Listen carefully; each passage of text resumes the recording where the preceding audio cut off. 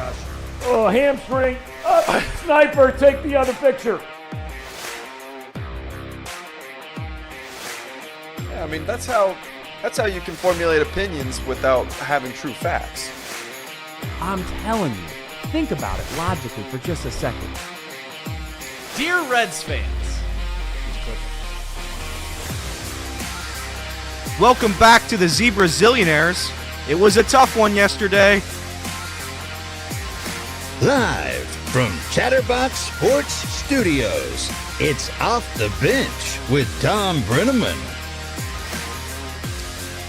Well. A pleasant good Monday morning to you. This is Off the Bench, presented by United Dairy Farmers, and I am Trace Fowler. Tom Brenneman, I think, is going to be back tomorrow to do a hit. He's dealing with a little bit of a vocal coach today. He's hoping he can get back into full strength. Tomorrow, maybe he'll be able to join us shortly on the show. And we'll get a bigger update from the man himself. But this weekend in sports, what a wild weekend in sports it was. It's one of those weekends, honestly, when there's so much going on, and COVID and 2020 was not that long ago, that you sit back and you just relish in the fact that there's sports and just there's sports to watch. And this weekend provided a lot of moments as to why we love sports. And maybe why we don't. College football on Saturday was incredible. NFL action yesterday was a little chaotic, as usual, because that league is just wild. As soon as you think that you know the NFL, you don't. Of course, the Cincinnati Reds, they played baseball this weekend, and they played probably one of the craziest series that this year's had. We'll talk about that. We'll start in the college football world. Dabo Swinney and the Clemson Tigers. They choked away a win, just as Dabo seems to do lately. Some are saying he's fraud. I won't go there quite yet. But they dropped to number 4 ranked Florida State when they had a 30-yard field goal staring them right in the face. Missed the field goal, losing overtime. You jump down, number 10, ranked Oregon. They gave a little bit of a Deion Sanders, a little taste of his own medicine to a certain extent. Still a Deion guy, but without Travis Hunter, Colorado didn't look like Colorado. Is one guy worth that much? I'm not sure. But you lose by 40? Losing by 40 seems like more than just one guy. 11th ranked Utah. They would defeat 22 ranked UCLA. Final score 14-7. 12th ranked LSU and Brian Kelly had to claw their way back and beat Arkansas narrowly, just barely, 34-31. Nick Saban starting to feel a little bit different down there in Tuscaloosa. Just a little bit different. They would win. They would beat Ole Miss 24-10. But for all intents and purposes, it just doesn't seem like the same old Alabama. We'll find out. They play more games. I don't know how loud Casey's going to be over there in that chair, but we'll get there at some point. I also am a little concerned as well as I read down through the script because I'm trying to be very, very, very careful because Elliot wrote this whole thing, which also means at some point throughout this script there will be something stupid in there that tries to get me to laugh or do something. So here we go. Oklahoma. They came into town for the big noon kickoff in Clifton, and for the most part it was a sloppy game, ugly game. I guess you could say Oklahoma took care of business against the Bearcats. Now there seems to be questions around Emory Jones. Emory Jones was a guy that obviously had bounced around. Started at Florida, went out west, come back to UC and Clifton. Emory Jones is here for a reason. He's in Cincinnati for a reason. And some people are starting to figure out why. Does it mean that he can't still be a good quarterback at UC? Time will tell. But ultimately, there's a reason that most quarterbacks have 3 to 4 stops. It's because ultimately there's inconsistency at their quarterback play. The game of the week, I guess. Some might say the game of the year. We'll find out. We'll see if it holds true. But I will say this. For somebody that is unbiased when it comes to these two programs, it was a great football game. Ohio State versus Notre Dame. You got two sides of the aisle. One are going to be complaining about one thing. Another aisle will be complaining about another thing.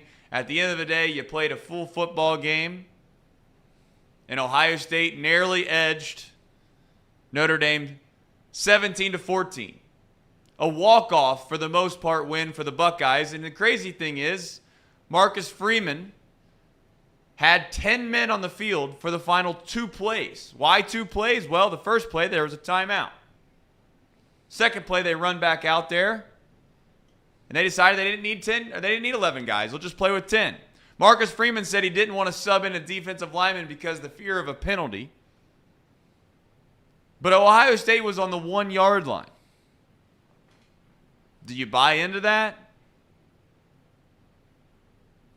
Some would say a penalty doesn't do anything. It moves the ball up, what, a foot? Maybe not even a foot. But you know what? Football is a game of inches. I'm sure we'll have a spirited debate in here about that. And then you get to where you have one of the strangest rants of all time. This rant came from a place of deep frustration over a multitude of years. Ryan Day has done what many would argue, at least I would argue, a good job at Ohio State. A great job. I don't know if you can give him great because he hasn't gotten to the finish line, but he's done a pretty good job backing up a man that ultimately you can say whatever you want about Urban Meyer. He's one of the best college football coaches of all time. He was at Florida, won national championships. Went to Ohio State, won national championships. You want to make fun of him for what he's done off the field? Sure. But you can't argue the results that have happened on the gridiron in college football under Urban Meyer. Look at the path that Florida's been under ever since Urban Meyer left at Florida. They've been reeling. They've been trying to find their footing ever since he left. Ohio State's not been the case. Ryan Day has picked up. Has he picked up where they left off? Of course not. He's lost to Michigan in back-to-back seasons. He lost to Alabama in a national championship. He had a really, really tough game against Clemson where there was a couple calls that, if we can all be honest for a second, they didn't go his way. Last year, you miss a field goal to beat Georgia, what ultimately ended up being, for the most part, the national championship. I get that TCU fans and maybe some other fans that don't like Ohio State would argue they still had one game to play, but the performance that TCU put out for the national championship game would make you argue that that was the national championship. So here you have this man that has coached a program that is by their own fan base, perhaps the most visceral program in all of sports. If you want my opinion, I think it is. Whether they win or lose, there will be complaints. Is Ryan's Day team tough enough, is what the 86-year-old Lou Holtz said on the Pat McAfee show. And I think that's a fair and valid point of what Lou Holtz was saying. Ryan Day can say whatever he wants about his program, but the truth is that they've not been able to finish when it's mattered the most. And until you ultimately finish, you are at the standpoint where you're left with probably a sour taste in your mouth. And that's exactly where Ryan Day sits. If you didn't get a chance to see the post-game interview, forget the copyrights. Here it is.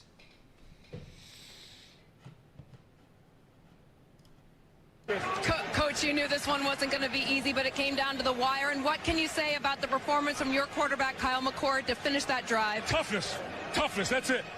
Physicality, across the board, finish it off, having guts. You know, like, I like to know where Lou Holtz is right now. What he said about our team, I cannot believe. This is a tough team right here. We're proud to be from Ohio, and it's always been Ohio against the world, and it'll continue to be Ohio against the world. But I'll tell you what, I love those kids, and we got a tough team.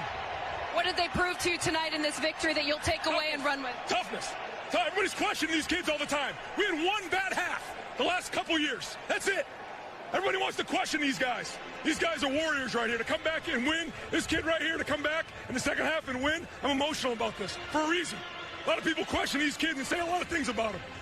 I love them. When someone attacks your family, to come in and win like this is special. It's a great win for our program and a great win for Ohio State. Can you take us through the play call to run the ball on 4th down? What was behind the decision to do that for you? I'll take a deep breath now.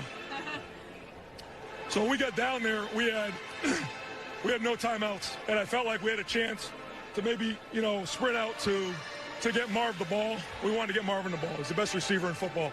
But then with 3 seconds left, we knew that was the last play, and I felt like they could have been a little bit soft inside. We got to make a yard. We had 4 opportunities, 2 down here and 2 down here to get first downs. We didn't do it, and we had to get it right there. We got it. We won the game, and I'm just so happy for our team. Coach, thank you very much for your time. Thanks for your patience. Now, there's a lot to take from that whole exchange there. And by exchange, I mean just the one-sided argument or one-sided case that Ryan Day was making. The one thing that I take away from that is he using just for Mingel? I'm not sure. Switching over to the NFL, the Cleveland Browns look pretty good. They didn't need Nick Chubb, I guess. Running backs ultimately maybe doesn't matter in the NFL. We will find out. They crushed the Titans 27-3. They used 7 different ball carriers, 7 of them. The Lions didn't look great. I didn't write this, but they did win 20-6. I'm not sure how the Lions didn't look great. We'll get into that. They beat the Falcons, who that's Casey's team of the year. We'll see how those guys go. The Green Bay Packers, they found a way to snatch the victory out of the jaws of defeat. I'm not really sure how they won, to be honest. I watched most of the game. Derek Carr did leave the game. That helped a little bit. The old famous Jameis came in. Wasn't able to quite lead the Saints down to a victory. But Jordan Love would lead a comeback, and they would win 18-17. Justin Herbert. Another guy that everybody is not sure if they believe in. Meanwhile, he's slinging it all over the field. Chargers escaped with a victory against the Vikings, winning 28-24. The Jets, are they dead? They are if they can't find a quarterback. It is quite remarkable how inept Zach Wilson is. How can a guy get drafted that high and be that bad? I don't know. Just ask the Bears. The Patriots are 15, or the Patriots would win 15-10, and the Jets have too much talent on that team to let Zach Wilson continue to wreck it. We'll see if they make a decision soon, but I think they've made some calls around the league, and they're not getting the answers they want. The Bills, they take care of the Commanders. The Bills continue to find ways to where they just beat the brakes off of any marginal team there is. It'd be nice if I could see the score, Elliot, if you could just kind of leave it there. Yeah, there we go. 37-3. Nice. All right, the Miami Dolphins. For a league that always has close games, there wasn't that many close games yesterday. It's like the one thing that everyone says that's terrible about college football. You'll never see a score that bad in the NFL.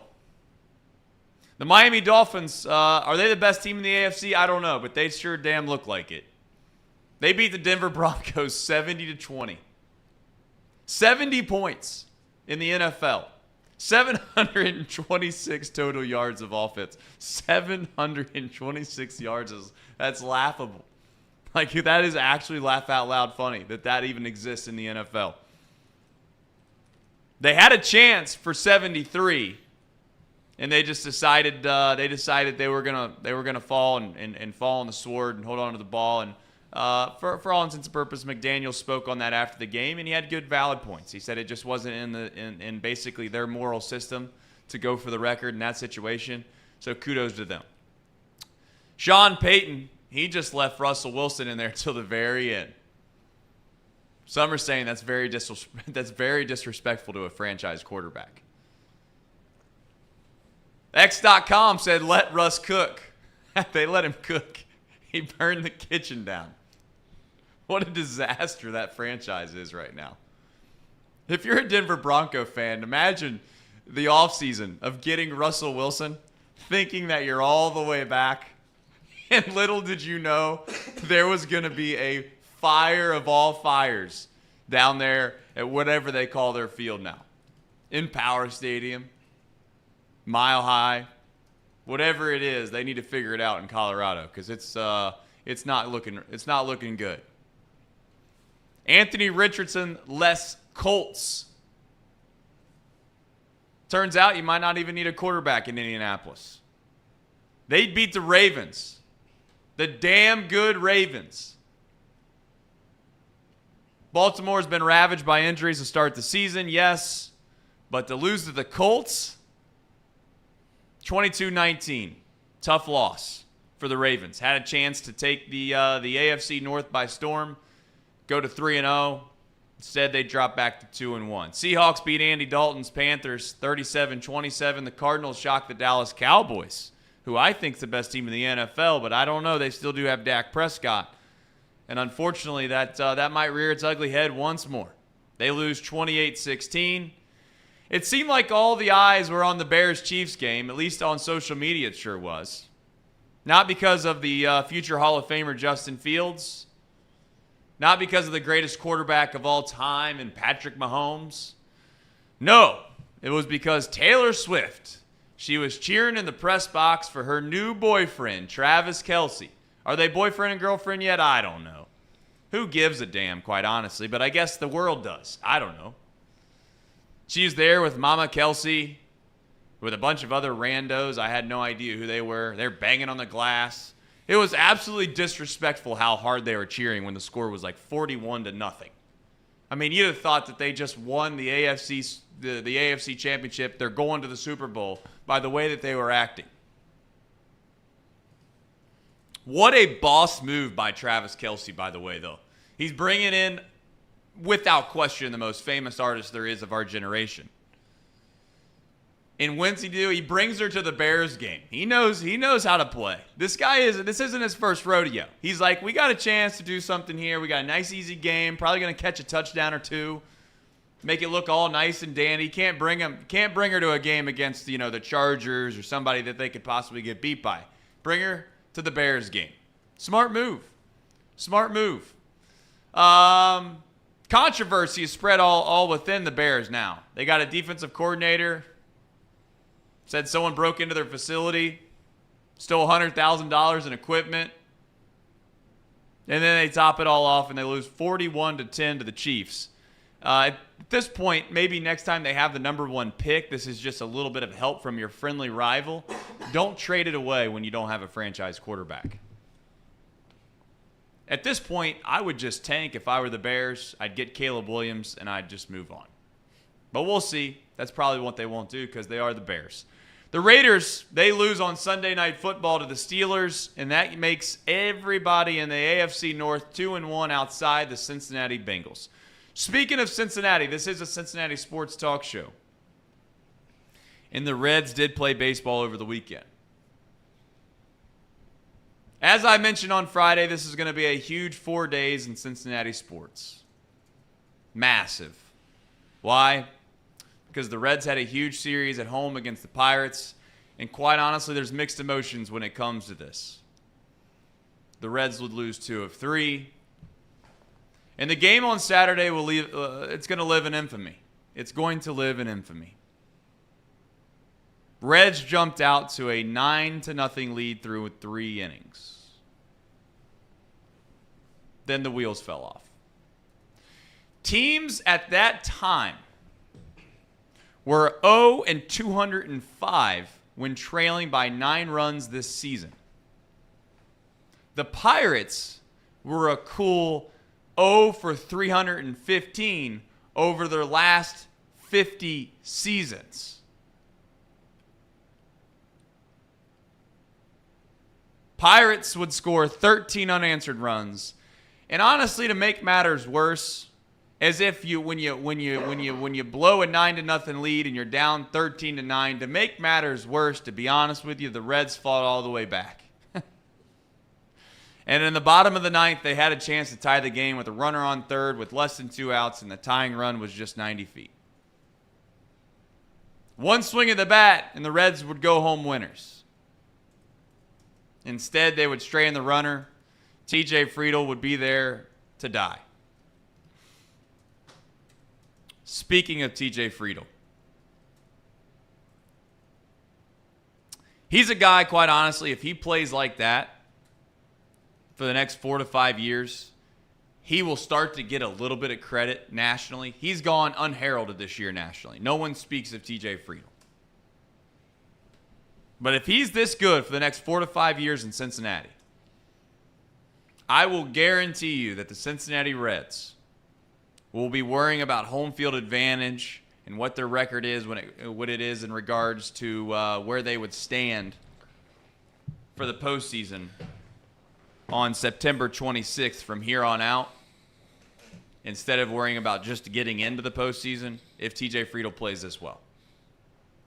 The Reds have an off day today. They will be back in action tomorrow against the Guardians, and simply put, they're going to have to win out. They win out, they give themselves a chance. If they don't, it's been a great season. And that it has. And I'm sure we'll have plenty to discuss on them when that finality comes true. But until they're dead and someone says, hey, they're mathematically eliminated, I'm not giving up. I'm not giving up. The Bengals play tonight in what is, without question, in my opinion, a must-win.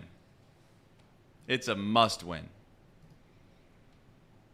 Is Joe Burrow going to play? Maybe that's where we should start on this Monday morning. Fellas, hopefully you had a nice weekend. Reed, how you doing, buddy? Yeah, good morning, Trace. Hi, my name's Nicholas Reed Mouse. Happy Who Day. We get to watch the Bengals play today. And on Saturday night, after we got off of the Bearcat Bash and I watched the Notre Dame game, I took Ryan Day's call to action and I went to the nearest nursing home and just assaulted as many geriatric guys as I could. So it was a good Saturday. How are you, Elliot? I'm good, Reed. I'm great. I couldn't be better. You know, Saturday was probably an all-time low. Watching that disaster, I was at a bar watching the game, and Zach and I were there. We're watching. We were there for Ohio State Notre Dame. So we're like, you know what, because at that point the Reds were already up 8-0, and we're like, you know what, let's just go watch Ohio State Notre Dame. The bar that we go to had turned off all their Reds TVs, put on college football because it was 8-0. Reds get a ninth, 9-0. I'm like, all right, I don't care. About 30 minutes into our stay there, maybe an hour, Zach starts going over to me. What's going on in the Reds game? I'm like, I don't know. Let's take a look. Oh, Brian Reynolds just crushed a 3-run home run, and it's 9-6. And then I start getting mad because it's like I knew what was happening right there. It's the scene in Moneyball on their 20th win in a row, where I think it was the Twins or whoever the hell it was. They came back from 11-0. Obviously, that one ended differently with Scotty H hitting a walk-off home run. But I knew what was happening. I knew we were in disaster mode. And as soon as they tied at 9-9, it was over. It was just over. It does suck that, Alexis Diaz got burnt out, gave up 4 runs in the 8th. But it sucks that the Reds actually fought, that they fought till the very end. I mean, losing 13-12 is just brutal.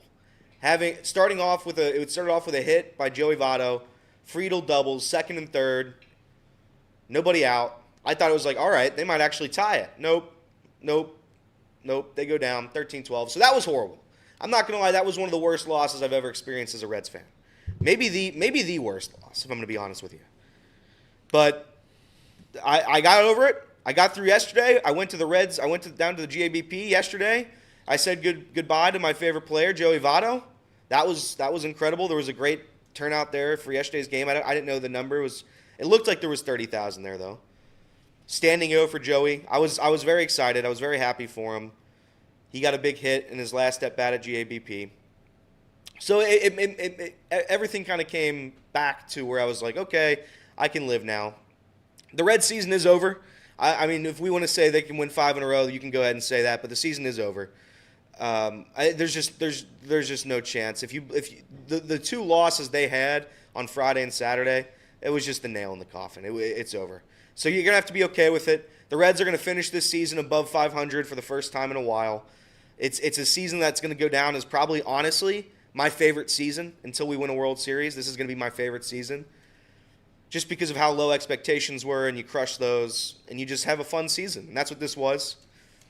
But the season right now, as it stands, is over. This series to the Pirates ended it, and it sucks. That's a tough pill to swallow.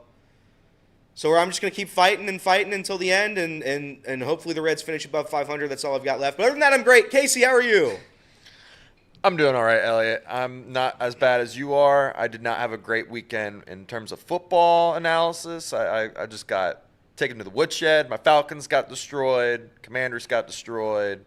Notre Dame, they just can't win a big game to save their life.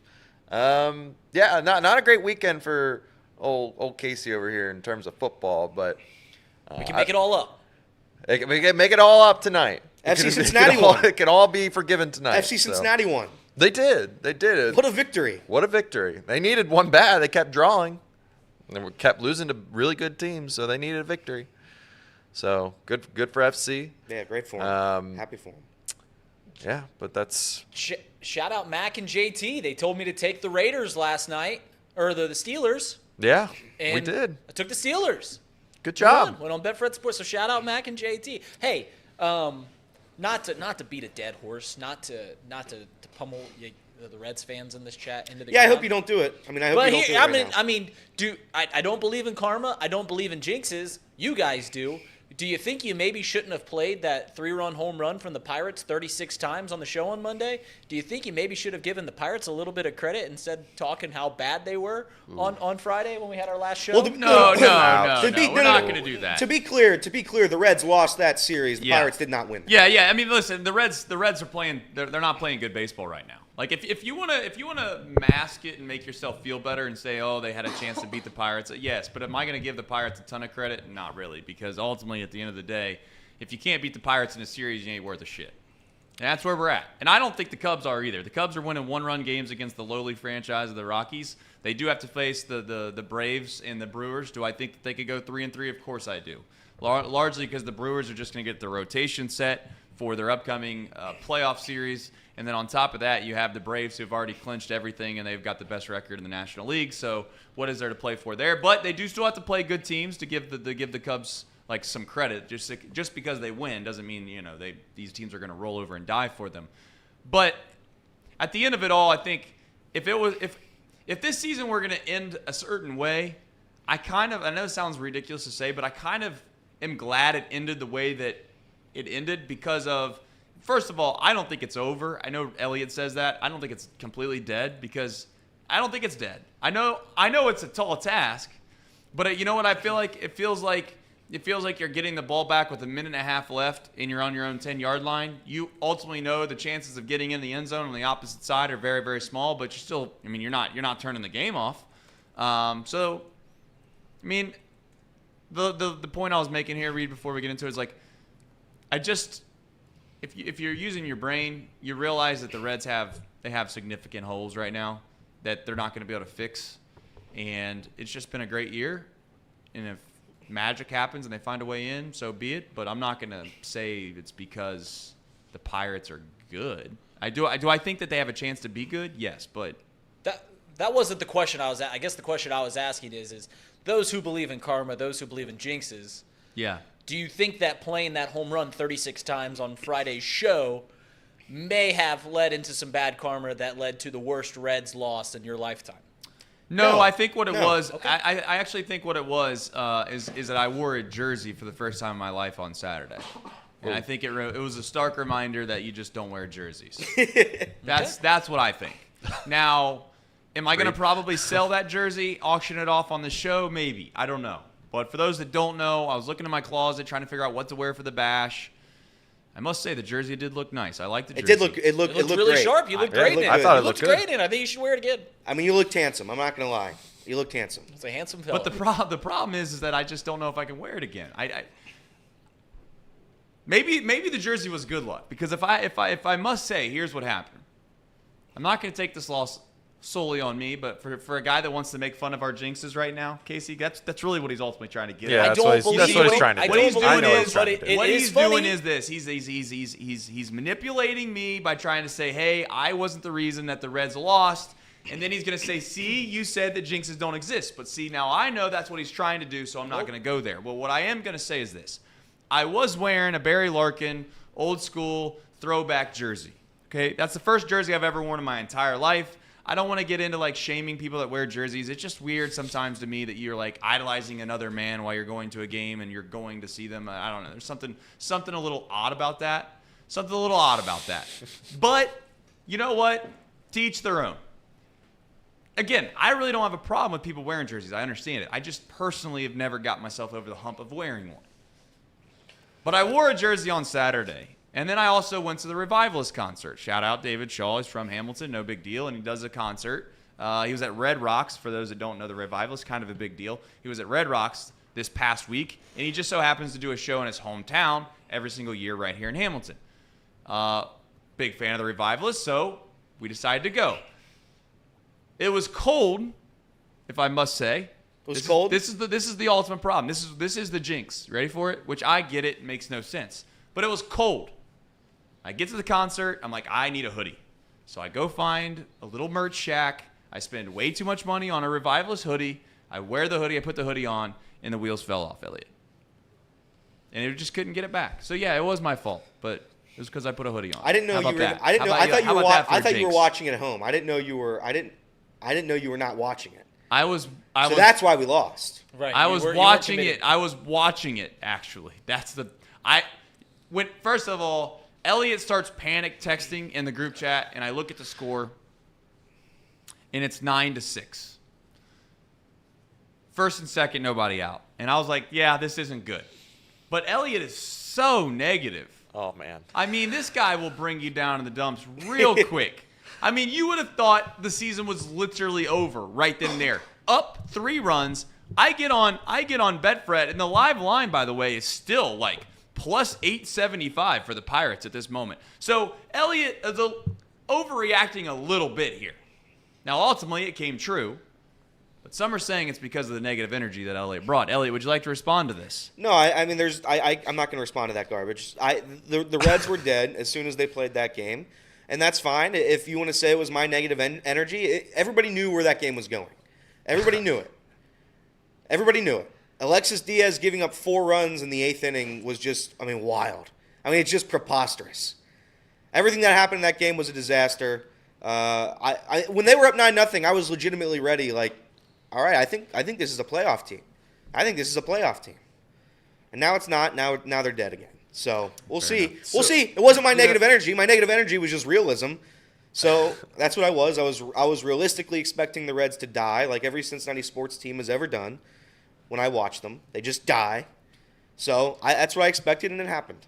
The worst part about that is Trace. He tried to FaceTime call all of us. Let's have a team meeting real quick about this Reds game.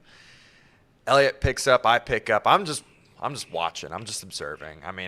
I'm already watching FC play. They're winning. I didn't want to rub it in at all that FC was winning, but I was trying that to would have been bad. If you would have started texting me about FC Cincinnati, I'm not going to lie, I would have left that chat. I was just trying to be a team player, just be in the meeting.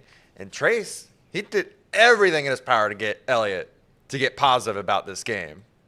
But when Elliot is on the downswing, it is bad. It is just Armageddon. It is just over.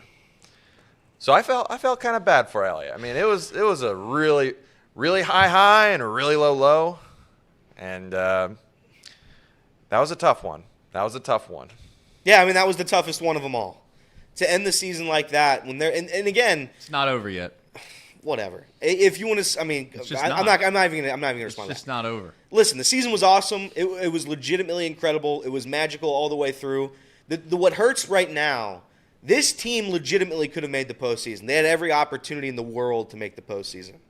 They were killed by injuries. I'm not gonna lie. They were just killed by injuries towards the end. I think August was brutal. It was every opportunity to win a big game they lost this year. And it just capped it off right there. So, because ultimately they're not ready yet, and that's the beautiful thing is you can watch sports and you get to realize at some point the team that you're watching just isn't quite there yet. The good news is all the guys that have. You want to talk about a nut cutter? A nut cutter of all nut cutters. TJ Friedel was unbelievable this weekend. Unbelievable. Yeah, what a gamer that guy is. So, like I said before, you add in Matt McClain. You get a full season with Ellie De La Cruz. If he can find a way just to be just average, if Ellie De La Cruz can be halfway between what he was when he started and what he is now, he is a great player. You add in Spencer Steer, Noel V. Marte. You go out and get a little bit of help for the bullpen. You go find maybe a veteran starting arm. You add in Lodolo. You got Greenback. You have Ashcraft. Maybe Rhett Lauder's in the mix. You still have Brandon Williamson. I know I'm missing guys. Jonathan India, forgot. Like I said, I trying to figure out if I missed anybody. I probably did miss somebody, but we'll see how that ultimately goes. The Bengals, though, is what I really want to focus on. Indy had a great game. Indy had a great game yesterday. If that was his last game at GABP, it was an honor, Jonathan India. I rode with you until the very end. I know you kind of lost us the game Friday, but whatever. I forgive you for it. It's hard to play when the city hates you. And everybody was like, let's give Ellie a standing O. Let's give Ellie a standing O. Why not give Jonathan India a standing O? The guy just died for the season. Everybody wanted him fired, traded, cut, gone. He fought until the very end, and God love him. I'm going to miss him. Unfortunately, I don't believe he has a spot on the roster any longer. Christian Arroyo is going to be up probably next year too, so who knows? Edwin, but yeah. Edwin, sorry. It's all right. Christian Arroyo, Red Sox? Yes. Sorry, that's who I forgot. Bronson Arroyo, Red? Edwin Arroyo, Pirates. That's beside the point. Yeah, anyway, my point is, Jonathan India, it was great to see you. I rode you till the end. It was great. It was magical. Trace and the rest of the city hated you, and they want you gone. Have fun in Oakland. Jonathan India will be back because ultimately, at the end of the day, Major League Baseball instituted a new rule change, which means you play every single team in the entire league. And there's a good chance that at some point in the next 2 years, Jonathan India will at least be back in Cincinnati, even if he doesn't get traded. We'll see how that ultimately goes. Can I ask you a question real quick? Yes. Ask a question. I'm going to ask a question. Ask one. Go ahead. Right I'm ready now, for the answer. Right now, the Reds' future is bright. I'll say that fully. It's dimming. But you're seeing what's happening with the bullpen kind of imploding right now. If you're, what is your dream scenario this offseason? I think from a roster standpoint, we're great. If you want to get anything, you get one outfielder. I think our roster's great. Pitching is another issue. Depth, injuries, all of that. I think we need one veteran starter, and I think we need about 3 relievers. What say you? No, that's right. That's it. I think that's it. One starter, a couple relievers. I think the relievers that we have, there's some guys that are going to be really good. I believe in Fernando Cruz. I think he's going to be very good. And I also think that Duarte has some stuff that can play at the big league level. And relievers are so finicky.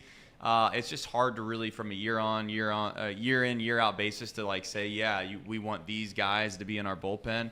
But at the end of it all, I think the Reds are in a really, really good spot with their core, and we'll have plenty of time to talk about them. But here's the thing: the Cincinnati Bengals play a life or death game tonight. Like it or not, I think that it's must win. Reed is going to probably tell you differently, but when your rest of your division, 3 teams, and you could argue all 3 of those teams are pretty decent, are 2-1. How could you possibly imagine a scenario where you drop to 0-3 and you would suspect that the season isn't basically on death's doorstep? You add in the fact of Joe Burrow's injury, and now we have a whole sports talk dream. I'm of the mindset that you do not risk Joe Burrow's health in any way possible. If it takes him 6 weeks to get healthy, you wait 6 weeks. If it takes him 8 weeks to get healthy, you wait 8 weeks. If it takes him 12 weeks to get healthy, you wait 12 weeks. If that means you got to punt on one season to have Joe Burrow finally healthy again, so be it. I personally don't think it would take that long. But my point stands that when you pay a guy that much money, franchise-altering money, if things don't go right, you just don't risk it. Now, there's an argument on the other side that no 2 things are the same. Him having a calf injury and having something else happen do not correlate. I think that they do. I think when you play altered, you play in a situation where you're not yourself, it opens up the door of possibility greater to injure yourself in another capacity. So now you beg the question tonight. What did Mike Brown say to Joe Burrow on that golf cart? Was that a conversation of just saying, Joe, I trust you. If you say you can play, I'm going to let you play, but I just want you to know this is the deal. You are the franchise guy. We need you. You need to grow up and make the right decision, not only for yourself, but for us as a franchise. And I'm going to trust you to make that decision. Or did he say, I just invested our entire franchise in you, and we're not going to risk you playing on Monday night against the Rams because we think that we can win this game specifically without you. We'll give it another week. We'll see what it looks like, and we'll keep playing it by ear. The Bengals are in a tough spot, aren't they? Because they've gotten themselves into a hole already. This was a team that expects and thinks that they can win a Super Bowl. It's hard to punt on the season. But I don't believe it's punting on the season if you try to give Joe rest the next 2 to 3 weeks. I think this team can win without him. I know people will say that's crazy talk. I think that they can. A.J. McCarron's back in the saddle. Don't know if he's ready by today. He's on the practice squad, I would suspect so that he's active not. roster, yeah. Jake Browning's ready in the wings, waiting for his name to be called. I know that nobody trusts him outside of me, but I know that nobody trusts him. But I just continue to go back and say, listen, the guy's on an NFL roster. If you game plan with him at quarterback, you can come up with a plan that can win you a football game. And if you can't, I would argue that your coaching staff, then your coaching staff isn't elite. Or I would even argue good. Because at the end of the day, that's what coaches should be about. How often do you think a professional athlete gets better because of their coaches? I don't see it. What I do see is game planning. What I do see is clock management. What I do see is morale around the locker room, which I think Zach Taylor is elite at that. I think he does have a lot of guys that want to play for him, and he does create a good culture within the Bengals. However, we're at a point now where you watch Mike McDaniel and you see them score 70 points, and you look at all the different types of designs and the plays and the ways in which he gets everybody involved, and you ask yourself, how far is the offensive schematics compared to the Bengals and Zach Taylor? And it seems light years apart. Fellas, I don't know what you're saying. I don't know if you've come back. I don't know if you've changed your mind over the weekend. Are you still in the mindset that Joe Burrow has to play tonight? Yeah, you brought up two things that I think are contradictory of one another. You say that tonight's game is absolutely must win, and then you also insinuated that you think that Jake Browning should play, which I feel like those two things are competing against one another. Listen, if I'm Zach Taylor, I put the decision alone in Joe Burrow's hands. You go up to Joe and say, "Listen, are you ready? Can you play?" And if the answer is yes, then you've got to play him, because I don't necessarily think that today is must win. They've got 4 games coming up, and they've got to win 3 of them to stick around. So, I mean, you can dice that however you want. It puts you in a terrible spot. No team has, I think only 6 teams in the history of the NFL has started 0-3 and made the postseason. But I guess I'm also in the camp that if you sit Joe Burrow, you are punting on this year, because that injury is not going to get better from 1 week of rest. I mean, it might get a little better, but he's still going to be banged up next week. It's not going to get better over 2 weeks of rest. It's something that lingers all season long. So it's kind of do or die with Joe Burrow. And if you want to talk about Joe Burrow like an investment, let's talk about him like an investment. You got him till 2029. That's what, 7 years including this year? And if you punt on this year, what's that percentage-wise of the investment? That's a little under, it's like 15%, something like that. So imagine buying a house on a 30-year mortgage and not living in the house for the first 4 years. That's essentially what you're looking like this investment. And you could say that it's better for the long term, and maybe you're right. But if you're losing one of the 7 years right then and there, you're losing 15 years of that investment. And we know that the deal is that it's already loaded on the end, so you're not even really trying to compete on those back end years, or at least you're handicapped on those final years of the deal. So it's really tough. I mean, we can play in hindsight. We've talked about this last week, how tough it is that they gambled playing a banged-up Joe Burrow for the first 2 weeks, hoping that they won at least one of the games, and they didn't.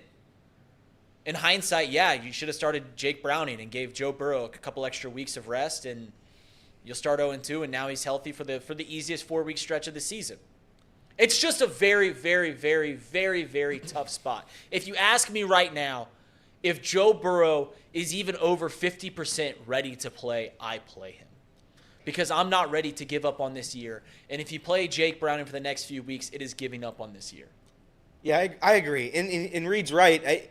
He sat for 5 weeks of the preseason, right? 2 more weeks wasn't going to help that. 2 more weeks now isn't going to help it. It's going to be there all year. Reed just said it. It's going to linger the whole entire season. I think if you come to grips with that, you say, all right, Joe, this is going to be a risk. But at the end of the day, it's not a serious injury. I know we want to say that, but it's not a serious injury right now at this very moment. I think you can play on it. You're a professional athlete. I think people have played on far worse. Joe Burrow, I have a hard time believing is going to sit himself out for an injury that he knows is just going to be there nonstop the rest of the season. I have a hard time believing the Bengals are going to sit him. Maybe they sit him tonight because he's just not ready. And maybe because he's actually hurt. He re-aggravated against the Ravens, and maybe he is genuinely badly hurt. But he had a full practice on Friday. So it's not, he's able to do something. It's not like he's just walking around in a wheelchair, sitting around in a wheelchair. That was bad. Walking around in a wheelchair, that's bad. But my point is, Joe Burrow is going to have this the whole rest of the season. To punt on this year right now would be crazy. Right. If you have AJ McCarron, I believe that you can win games with AJ McCarron. But again, sitting Joe Burrow for 4 weeks doesn't change his injury at all. Doesn't change it a lick. Because he can still re-aggravate it the week you come back. That's the risk of professional sports, and especially so in the NFL. You're going to get hurt. It's just part of the job. And at this point, it's an injury that you can play on. You're going to have to play through it. It sucks. Andrew Luck is out of the league because of stuff like this. But here's the thing about Andrew Luck. He always played on it. And he was a borderline Hall of Fame quarterback when he was playing on it. Well, that's the question of the day is Joe Burrow going to be a borderline Hall of Fame quarterback if he plays on it? Is he going to be even remotely the same guy? Now I know what Reed's going to say. Did you see the second half of the last game? Well, yeah, I also watched the first 6 quarters too. So 6 of the 8 looked pretty bad. And by pretty bad, I mean very bad. So we'll see. I want to make it be very clear where I stand. If I were a Bengal fan, as much as I would love for Joe Burrow to be in the game tonight, I just don't think the risk is worth the reward. I just don't. Well, like I said, do you think those two things are competing? That this is a must-win game, and you should sit Joe Burrow? I think if Jake Browning plays, you win. You don't believe that. I do believe that. Listen, so you think if Jake Browning plays, we win. If Joe Burrow plays, we lose? No, I didn't say that. I think the Bengals are going to win tonight. He's been out of college for 5 years. He's taken 0 meaningful snaps in the NFL. This guy's not ready to be a quarterback. He looked horrible in the preseason. And if you're going to use the argument, and I used it last week, if you're going to use the argument that he's on the NFL roster so he's good enough, the wide receivers that were out there in the preseason should have been good enough for him to look competent. He did not look competent. He looked like trash. So if you're going to throw out Jake Browning tonight, you are going to lose the game. You are going to lose it. And if you do win it, and it's not going to be because of Jake Browning. It's going to be because of Joe Mixon. It's going to be because of the defense. Right. Yeah. I don't think that we're throwing the game away by playing Jake Browning tonight, but I do think that those two things are absolutely competing against one another. If you think this game is must win, then Joe Burrow plays. It's as simple as that. It's as simple as that. If you don't think this game is must win, then yeah, I'm open to the interpretation that Jake Browning can play tonight. I hate to say this, but this is how I feel about it. It doesn't mean that I'm 100. Of course, it's an opinionated thought what I'm getting ready to spew here. If Joe Burrow tries to play through this for the rest of the year, the Bengals can't win with him being the way that he is. That's my opinion. They will not win meaningful games with Joe Burrow not being able to be the Joe Burrow of old. And what I mean by that is escaping sacks, extending plays, throwing on the run, doing things that make Joe Burrow Joe Burrow. Is he Lamar Jackson? Of course he's not. I get that he's not a running quarterback, so he might be able to get by a little bit better than others. But at the end of it all, if the Bengals don't win the Super Bowl, then what are we talking about? And if Joe Burrow can't play to the highest ability of his capable self, then you're not winning the Super Bowl. So unless he gets 100% healthy towards the end of this year, forget it. It doesn't matter. It's all for naught. So then on top of that, you're playing him for what exactly? To lose in the first round? To possibly barely miss the postseason? You play marginal teams the next 4 weeks. Take your chance. Gamble on the fact that you have a good enough roster to beat these teams without him. And if you do beat him, then guess what? He comes back and he's his old self, and then you got a chance to really win and really do what you ultimately want to do. It's a bad situation for the Bengals, yes. It's the worst imaginable start you could possibly have. He doesn't rest. You go 0-2. Now you find your spot where he's re-aggravated it, and you're questioning whether or not he's going to ever be healthy this year. I get all of it, but that's my main argument, is that without the 100% Joe Burrow, you're just not going to go through Buffalo. You're not going to beat the Chiefs. You're not going to win a Super Bowl against the Niners, the Eagles, the Cowboys. It's not happening. And if that doesn't happen, then all of us as Cincinnati fans and as Bengal fans specifically will not be happy. That's the reality. So unless he's 100%, forget it. It's all worthless. So you want to say you punt on a season, you're punting on a season if you don't win a Super Bowl. So until he's 100% healthy, in my opinion, you will not win a Super Bowl. Now, I get that that's arguable. I understand that's an opinion, but that's my opinion. I'd rather take the chance over the next 4 weeks to just get lucky, call it whatever you want. Do I understand, or are we making a clear point here that Jake Browning doesn't give this team the best chance to win even if Joe Burrow's half healthy? Yeah, we get that. Yes, 100%. I'm on board with that. Don't get it twisted. Don't get it twisted. But I think if you have a game plan tonight, and Zach Taylor's had a what has he had? Not just a full week. He's got an extra day to game plan for Jake Browning being the starting quarterback. And if he can't schematically find a way to make their offense somewhat decent enough to score, 24 points tonight to win, then he's not worth a shit in the NFL as a head coach. That's my opinion. So I got a couple things there, Trace. I agree with some of your points and disagree with some of the others. I agree that the coaching staff, they can't score more than 20 points with the backup quarterback, that they should be in question. We're already questioning them with our starters out there, with Joe Burrow playing out there. Moving on. Joe Burrow playing on the injury and not being able to win the Super Bowl does not make sense to me because Patrick Mahomes literally just did the exact same thing. That was a fake injury, but go ahead. Well, whatever you want to call it, fake, whatever. He did it. I mean, if Joe Burrow can sprint if Joe Burrow tonight can sprint for 15 yards and outrun linebackers, he did it in the Ravens outrun game. linebackers and get a first down to win the game, then you know what? I'll shut my mouth and say that Joe Burrow is healthy. But until he does that, he won't do that. You know why? Because he's actually hurt. Well, go ahead. The crux of your argument, Trace, is that you think that Joe Burrow sits for 4 weeks and he comes back and is 100% healthy. It's just not going to happen. And we all, I don't even think it's of our opinion. I think it's a fact at this point that there is no getting back from 100% health because he already had 5 weeks to do it and he didn't. So south of giving Joe Burrow a full 10 weeks, 2-3 months to fully come back from this, he's never going to be 100% healthy this year. Yeah. So at this point, you just gotta play him and hope that 70-80% is good enough to win you every game. Yeah, the problem, like it's hindsight's 20/20. They should have just rested him the first 2 weeks. Right. We're past that now. We're either going to play him slightly injured, which I would argue he was almost there at the Ravens game. I mean, he was maneuvering in the pocket, jumped over a guy, then high-stepped it out of bounds. I mean, he was almost there. He says that he's feeling better. I mean, I'm not going to sit here and say that he's not hurt, but I'm saying, like, is he limping everywhere? No.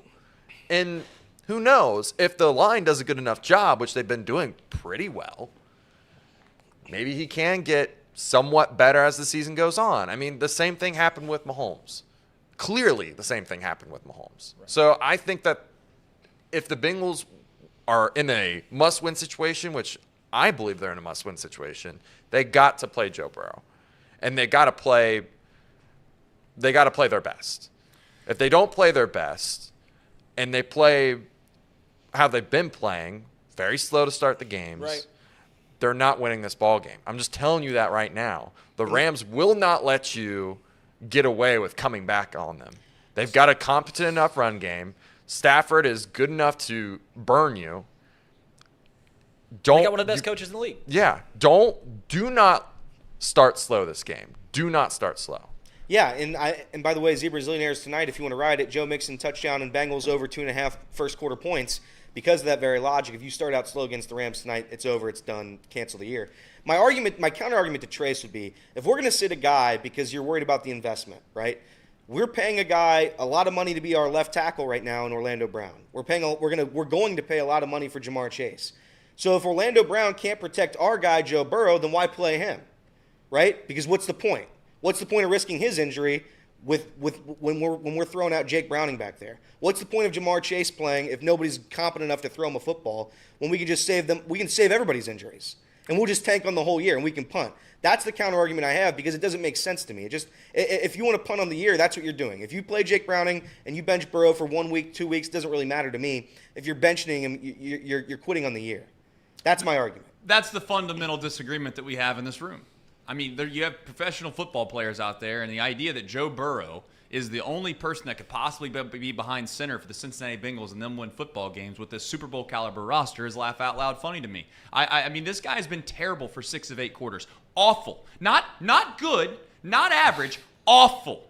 Joe Burrow has been disgusting quarterback for 6 of the 8 quarters, That's and we just want a to sit terrible around take. here. No, we want to sit around here and act like this guy is Jesus when he goes out there right now. If he plays, let me ask you another question, chat, and also you guys in the room. If he goes out there tonight and struggles a little bit and doesn't play well, at what point do you say maybe Joe Burrow just isn't that guy if he's not healthy? Maybe Joe Burrow isn't the guy that we should be risking our future for average quarterback play. I know that sounds wild and everyone wants to laugh about it, but I got to see it. I need to see Joe Burrow, and I get you're going to say the second half and all that, and that's great. So we get to see a full game tonight if he plays. We get to see a full game tonight if he plays. But if Joe Burrow's average, then what's the point? But wouldn't you say if Joe Burrow comes out battling this injury and manages to take this team to the playoffs, wouldn't that prove that he's a gamer? Wouldn't that prove that he's worth that money? If you bench him, you're not proving anything. It's not about benching him. It's play. That's what I'm saying. What's the goal then? I'll go around the room with you Bengal fans. What's the goal at the end of this year? What do you want to have happen? I don't. Yeah, I mean, you want to compete for a Super Bowl. I don't think I'm against the logic that if you don't win the Super Bowl, then the season's a wash. Like last year, the Bengals didn't win the Super Bowl. The year before that, the Bengals didn't win a Super Bowl, and I thought they were damn good seasons. The ultimate goal is to win a Super Bowl, but yeah, I don't like the logic that you punt on a season because you can't win. Again, my whole logic on that, and it spans to college football too. You have to have the opportunity to win a Super Bowl. And with Joe Burrow, he gives us the opportunity. Correct. If you have the opportunity, it's not about if you win or lose the Super Bowl. It's about having the opportunity to get there. Joe Burrow gives you that opportunity. Well, Andy Dalton gave you that opportunity. Technically, you're right. Yeah. Technically, you're right. Again, using my logic, technically, you're right. But I would argue Joe Burrow is far better than Andy Dalton. What's the difference between Joe Burrow? What's the difference between Joe Burrow and Andy Dalton with your logic? More yards, more touchdowns, better quarterback. Right, yeah. Trace Super Bowl appearance. Trace is sitting wins here, and he's almost like making fun of Bengals fans for having all of the faith in Joe Burrow when he's the best player that we've seen put on this uniform. We've watched this team our entire life. Some of you guys are older. Some of you guys saw Boomer and Kenny. I didn't. I saw Carson Palmer, who was a damn good quarterback. I saw Andy Dalton, who I think was a very good quarterback. And Joe Burrow took this franchise to heights that I've never seen before. He done things that I've never seen before, winning back-to-back division titles, taking us to back-to-back AFC championships, and taking us to a Super Bowl, and having us on the doorsteps of winning that Super Bowl, breaking the franchise record in touchdowns back-to-back years, throwing for 9,000 yards over the past 2 years, and he's almost making fun of us for having utter faith in Joe Burrow. Yeah, and that is crazy. And that is from someone, and the only reason he's doing this is because, just like I do this with the Reds, he's not a fan of the Bengals, so he's sitting on the outsider's perspective. Look at his stupid smile. Get a camera on. Get a camera on. Look at his stupid smile. You guys think that I'm saying anything negative about Joe Burrow when all I'm saying is that if I were a Bengals fan, I would want Joe Burrow to be healthy. You guys want to take your $219 million guaranteed quarterback and run him out there with a half-bummed calf who's looked terrible for 6 of 8 quarters. Terrible for 6 of 8 quarters. On top of that, you want to risk the future of what he could possibly be for this franchise. Oh, by the way, if he goes out there and ruptures Achilles or he can't get away from a sack like he usually would and he gets hurt on a sack, all of these things, if you want to act like the risk of injury for Joe Burrow long-term isn't greater right now than it would be if he was healthy, be my guest. Go ahead. Tell yourself that until you're blue in the face. You would be wrong. And then on top of all of that, you want to tell me that you can't schematically game plan to beat the next 3 or 4 of your opponents that you have on the schedule with a Super Bowl roster, all because Joe Burrow, who's looked terrible for 6 of 8 quarterbacks or 6 of 8 quarters, isn't going to play. I just don't believe it. I guess, in a way, I have more faith in the Bengals roster, holistic roster, than all of these guys in here combined. Well, I must, because I think Jake Browning could go out there tonight and beat the Rams, and no one else in the room thinks that. They'd rather risk a guy that's going to get paid $219 million a year, or $219 million guaranteed, to go out and try to beat the Rams week 3, just 3 weeks after he just signed the biggest contract in NFL history. He's here till 2029. He's here till 2029. And we want to sit here and act like that's not a big deal. Go ahead. That's fine. I'm just not going to buy into that. I'm not going to buy into it. So if you want to sit here and act like all is well in the world, that Joe Burrow is going to go out there tonight and he's going to be himself and it's all going to look good and it's going to work out, we'll find out. We'll find out. I don't believe for a single second that if Joe Burrow has to play with the injury that he's played on the first 2 weeks, the Bengals have any chance of even coming close to winning a Super Bowl. Not even close. And maybe that's the fundamental disagreement we have in the room. This isn't making fun of that Joe Burrow. I'm saying that Joe Burrow is not that guy right now that he was. I've watched all the games. He doesn't look like he's the same quarterback. And he's not. Trace, just answer this. Is this a must-win game? If it's a must-win game, you play your best players. Simple as that. If it's not a must-win game, then you go out there and you play Jake Browning because you can risk losing to the Rams and going 0-3. Trace is acting like there's a third option to tonight's game, and there simply isn't. There are 2 options here. If you believe that it is must-win, then you have to play Joe Burrow. So if Joe Burrow doesn't play, you guys automatically think you lose. That's what you're saying. That's what you're saying. No, because you think that the third option is that there is some possibility that if you sit Joe for 4 weeks, that he's going to come back and be 100%. Yeah. And everything that the doctors have said, everything that the team has said, everything that Joe and Zach has said that that's not true. He had 5 weeks to rest up his leg, and it didn't help. He re-aggravated the second he played. That was 5 weeks. And you're saying if we sit here for the next 4 weeks and give him 4 weeks off again, after he re-aggravated it, that he'll be 100% healthy. You're acting like that's the third option. That is not the third option. From everything that the doctors have said, from everything that players that have played with similar injuries have said that this will linger throughout the entire season. So 100% healthy Joe Burrow is not a third option. The 2 options are play Joe Burrow banged up and take your chances and take the risk of the injury, or you give up on the season and you play Jake Browning for 5 weeks. And then Joe Burrow comes back at 70%, 80% anyways, and then you have a banged-up Joe Burrow going forward. So those are the 2 options. There is no third option because that is not what people have been telling us. And I agree. Trace is theoretically correct that the roster should be good enough without Joe Burrow to compete for a Super Bowl or to at least get to an AFC championship. It should be good enough, right? The roster should be. But I think very, very recently, I mean, Brock Purdy's the only one I can think of that's been able to do that, right? A third-string quarterback was able to take the 49ers as far as they did last season. A guy who's never played a snap in the NFL, right. He did it. But I'd argue that the rosters are constructed vastly different. The Bengals are supposed to be able to throw. The offense is built around Joe Burrow, who was a passing quarterback. Right. The 49ers built their entire roster on Jimmy Garoppolo, who was a career great ball handler. That's a damn good point. So if you're going to compare great rosters, our roster was built around Joe Burrow. It wasn't built around Brock Purdy. It's not built around scrubs who haven't taken a meaningful snap in the NFL ever. That's the difference. And so theoretically, yeah, you're correct. The roster should be good enough.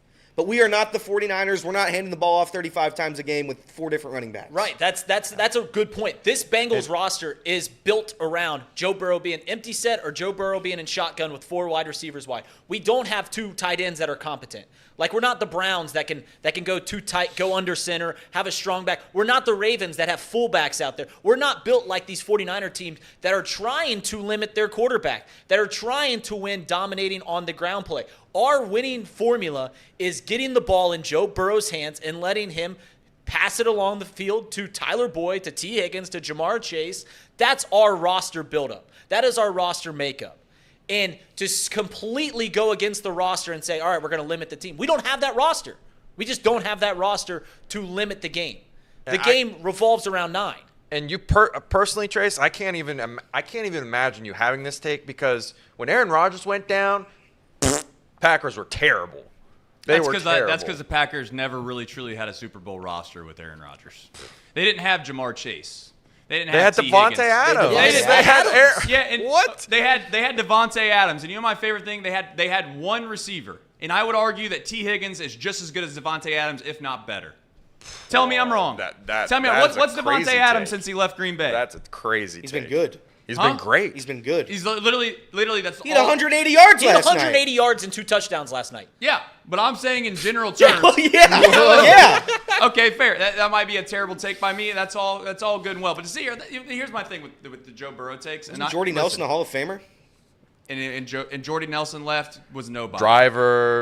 Driver Jennings was his whole career in Green Bay. First of all, we don't want to go down the Packers roster, and we're going to sit here and do this because no one really gives a shit about the Packers. But I would also say this: the Green Bay Packers in general have always managed their rosters in a way in which they've tried to complement their quarterback in a way in which they try to put a good defensive side of the ball. And when you pay your quarterback, at the end of the day, you can try to make your roster build around offense or defense, or try to be both. And the Packers never believed in going out and getting first-round talent for a wide receiver. They didn't. Now, you could say they had Devontae Adams and all that, but to sit here and act like Joe Burrow doesn't have 3 elite wide receivers is just it's wild to me. And to sit here and act like you can't possibly win without Joe Burrow is crazy talk. I get the love affair with Joe Burrow. I'm not suggesting he's not an elite quarterback. I think that he is. But we'll find out who's right and wrong, I guess, tonight. If he plays, we'll see how he looks. Now, Trace, let me be clear. I'm a little different than these guys over there. I think they can win with Jake Browning, but it is not because of Jake Browning. That's what I said. And that's what Elliott said. It's not going to be because of Jake Browning. It's going to be because of the rest of this roster.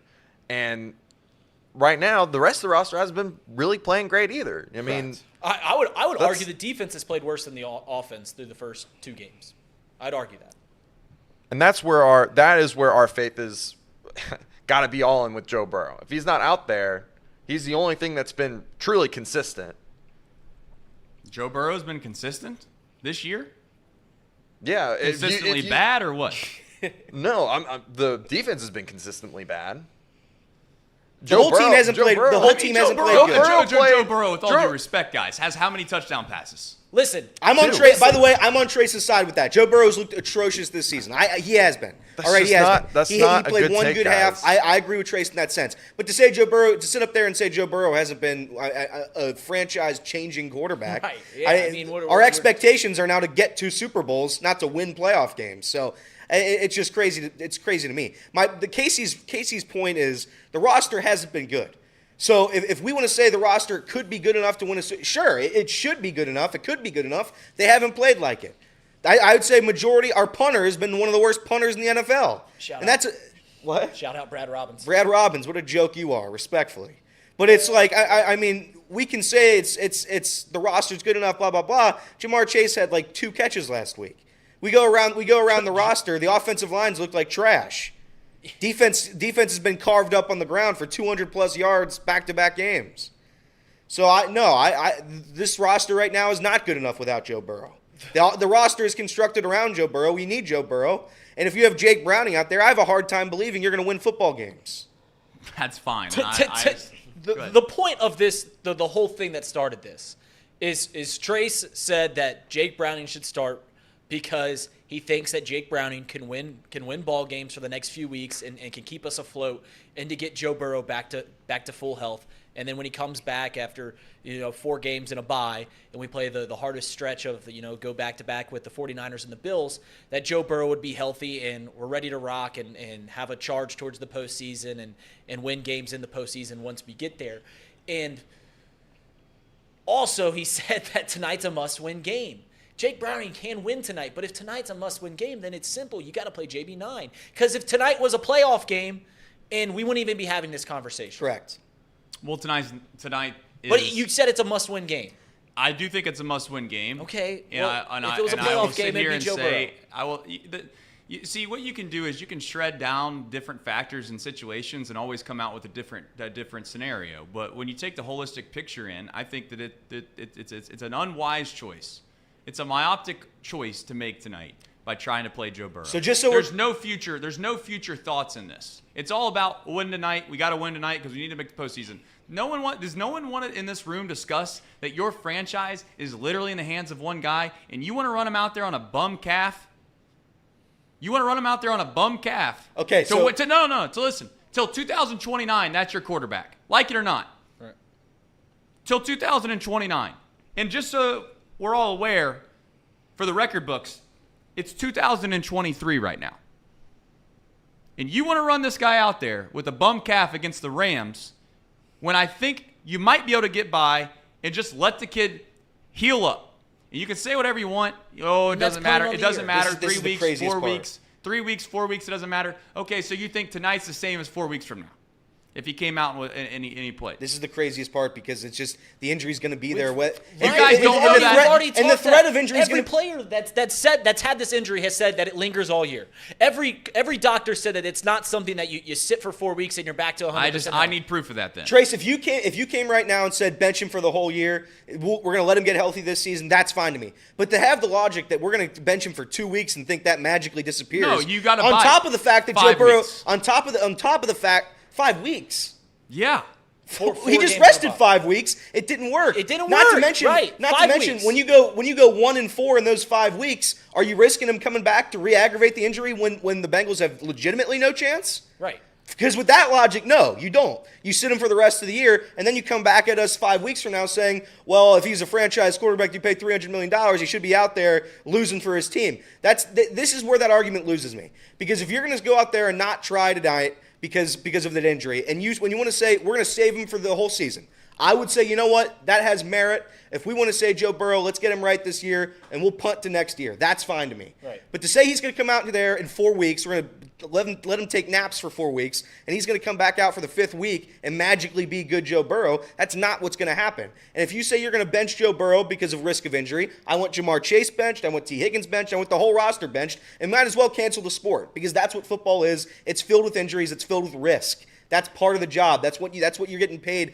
$275 million for. That's what you get paid $219 million guaranteed for. That's what Joe Burrow's getting paid for. So if you're going to sit out here, if you're going to come out here and say that he should be benched for 4 games and then play when the Bengals are dead, it just doesn't make sense to me.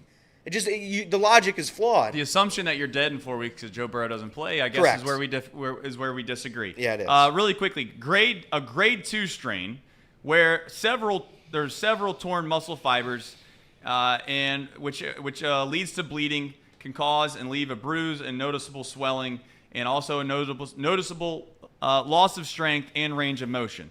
People with a grade 2 strain generally require 3 to 6 weeks to completely heal and return to full normal activity. Grade 3 strain is 6 to 12 months. So is he going to play on a grade 3 strain all this year, or is he got a grade 2 strain? Also, a grade 3 strain, to be clear, is a completely torn calf muscle. I don't think he's playing on that.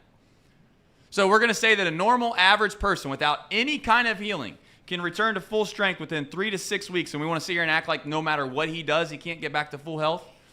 Maybe he had it. He already had 5 weeks. He already had 5 weeks. He sat around for 5 weeks and he re-aggravated it. So that's where this is just an automatic assumption that since he sat around for 5 weeks before doing nothing, he didn't do nothing. He didn't practice. He did nothing at all. And then all of a sudden he completely re-injured it right when he came back. That's the excuse we're going to use to make sure that he doesn't play. That's fine. You've lost me. We're not going to agree on this topic because I'm a person, for whatever reason, it almost feels like I'm the one more concerned about your franchise quarterback long-term health situation than many are. And that's fine. I get it. You guys are fans. You're dead set on this season. You love this season. You were Super Bowl favorites entering the year. All of that being said, I get the mindset that you guys have.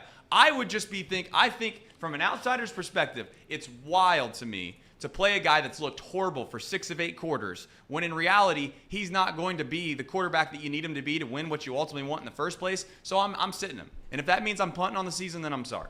Well, yeah, that's the whole thing is the idea of him sitting for 5 weeks, then come back and be 100%. It's 1 foot in the door, 1 foot out the door. It's not a definitive decision, and that's what I don't like about it, because it leaves so much ambiguity to the entire season. It's either we compete, we go after this season, Joe Burrow plays hurt all year long, which is probably the most likely scenario. Even if he comes back, if we do the rest, he might not come back 100%, or we just punt. It's definitive either way. The one in out the door, one in and out, it doesn't do it for me. And it's the worst decision out of the 3. It is the worst decision out of the 3.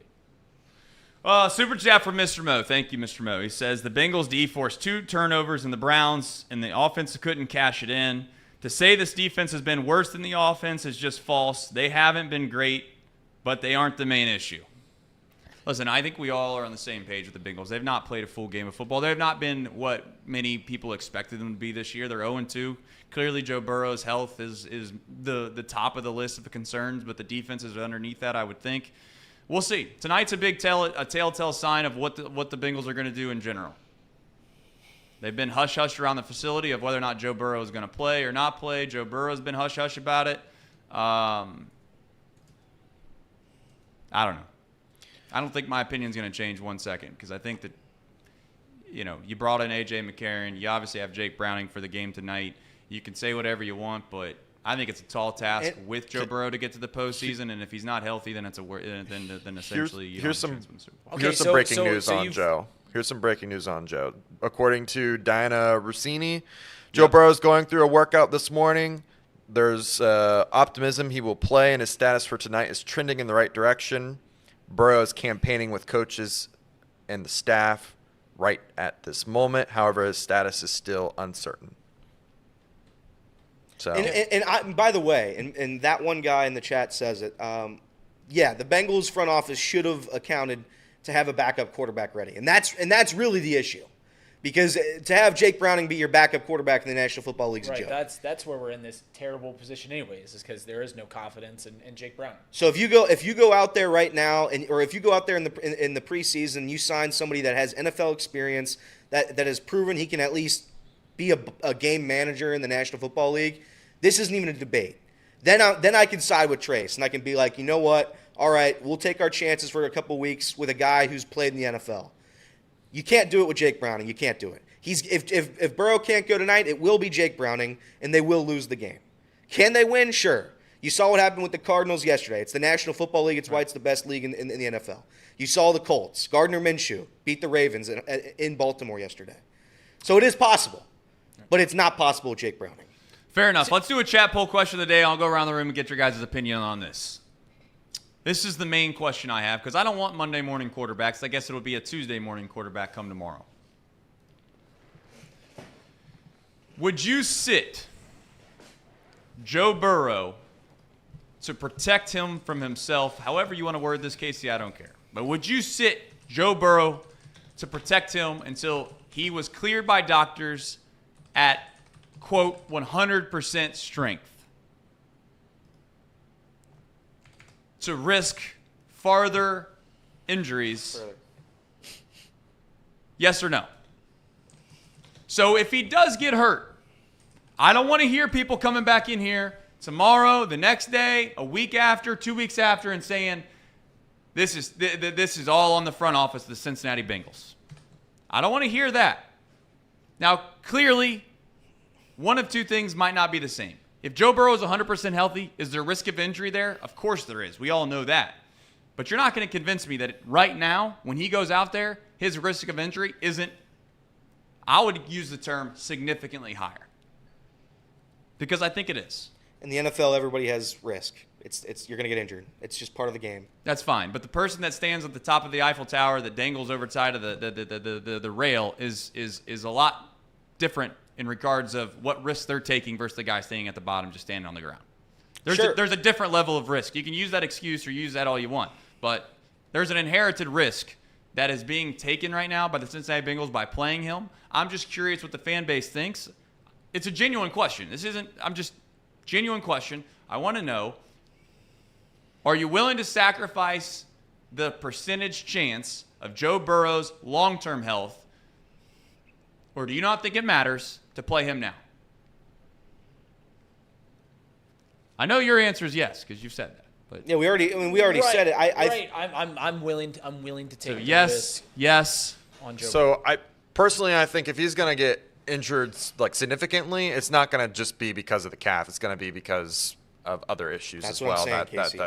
So I'm saying yes. I mean, that's what I'm saying. If you're afraid of this injury for Joe Burrow, then any player who's ever played, who's felt something in his calf, any player who has a sore heel, whatever you want to say, he's got a bad elbow. It's just the injuries will never stop then, and then we just don't play football anymore. So if this was a serious injury, then yeah, we're not talking about that. And again, a calf issue, I'm not going to downgrade a calf injury. But I'm saying this is a playable injury. You can play on this injury when you're a quarterback, and you don't have to go sprint through guys every time. You're in the pocket. You start in shotgun every single down. There's a chance to play through this, and I think you play through it. If you don't, you're playing Jake Browning and you're punting on the season. No, we're all on the same page. We're all on the same page. We just have different opinions on how to get to the spot that ultimately everyone would like this franchise to be. And also it's worth it's worth mentioning like Joe is, because of our offensive line, when he came to this team, everyone just keeps saying, you're going to ruin this guy because we haven't been able to protect him. So every time that Joe Burrow goes out there, we throw caution to the wind on him getting an injury. We do. I mean, he's been sacked. I'm looking at this right now. He's been sacked. I feel like you're making your argument for me. 130 times over the past 2 years. That's a good case for me. Patrick Mahomes been like. Okay, so if Patrick Mahomes plays on an injury and they know that they can schematically run a system that allows him to get the ball out quick and he's not going to get hit a lot, so be it. Can the Bengals do that? Have the Bengals proved in the last 2 or 3 seasons that they could do that with Joe Burrow? No. Their last couple games. Yeah, and that's gone really well for you. When you play in this league, there is a risk factor. Tua Tagovailoa is, if he walks under a walnut tree and he gets struck by a walnut, his season's done. So that's the point. Do you risk your and that's way more serious. We're talking about like your future of life, your quality of life in 30 years down the road for Tua. That's where you lose me because no, but that's your argument. No, that's your argument. It is. It's not. That's where you lose me because the difference between what you're saying and I'm saying is I'm talking about a franchise. I'm not talking about the human being himself. Now, we would all like to say morally we all care about the same things, but the truth is that if you guys' backup cornerback goes out there and blows his ACL out, you won't give a damn as much as you would if Joe Burrow gets his MCL blown. Why? Because you don't care about the person as much as you care about the franchise and what they can do for your franchise. Joe Burrow, right, in and of himself means more to the Cincinnati Bengals than Tua ever will with the Dolphins. Now, I get you can say that Tua is an MVP quarterback and all that, but they didn't just guarantee Tua Tagovailoa $219 guaranteed $1 million. No matter if he plays another down or not for the Cincinnati Bengals, if he goes out tonight and something happens to Joe Burrow and he never plays one single snap for the next 20 years for the Cincinnati Bengals, he gets $219 million from the people down there at Paycor Stadium. If you don't want to factor that into the decision-making process around here, go ahead. But you're being naive about that.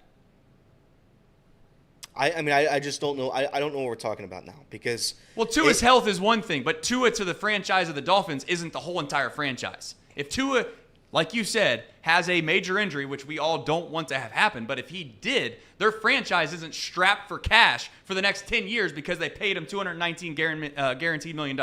That's what I'm talking about. Okay. It's not apples to apples is what I'm getting at. Okay, and that's fine, but I'll say this. If you're paying a guy $219 million, I'd say you want to get your money's worth too. So it goes back the other way. Right, yeah, that's the other thing is Reed said it earlier. Yeah, if you punt on this year, and that's what we're doing. If the plan is to rest Joe Burrow to full health, and that maybe that has some validity, but you're losing 17% of your investment right away. You're losing 17%. And to your analogy earlier, which I thought was a good point, If you get a 30-year mortgage, though, Reed, and you sell your house within 20 years, like if you live in that house for 20 years and you get a 30-year mortgage, guess what? You paid a lot of interest on the front end of that mortgage, and when you sell your house, inevitably you lost money because you didn't live in it the rest of your life. Sometimes selling your house and moving, though, is worth it in the long run because of the quality of life and just the overall picture of where you want to be. And I think, and I get why everyone's like this. And you know what? I could be wrong too.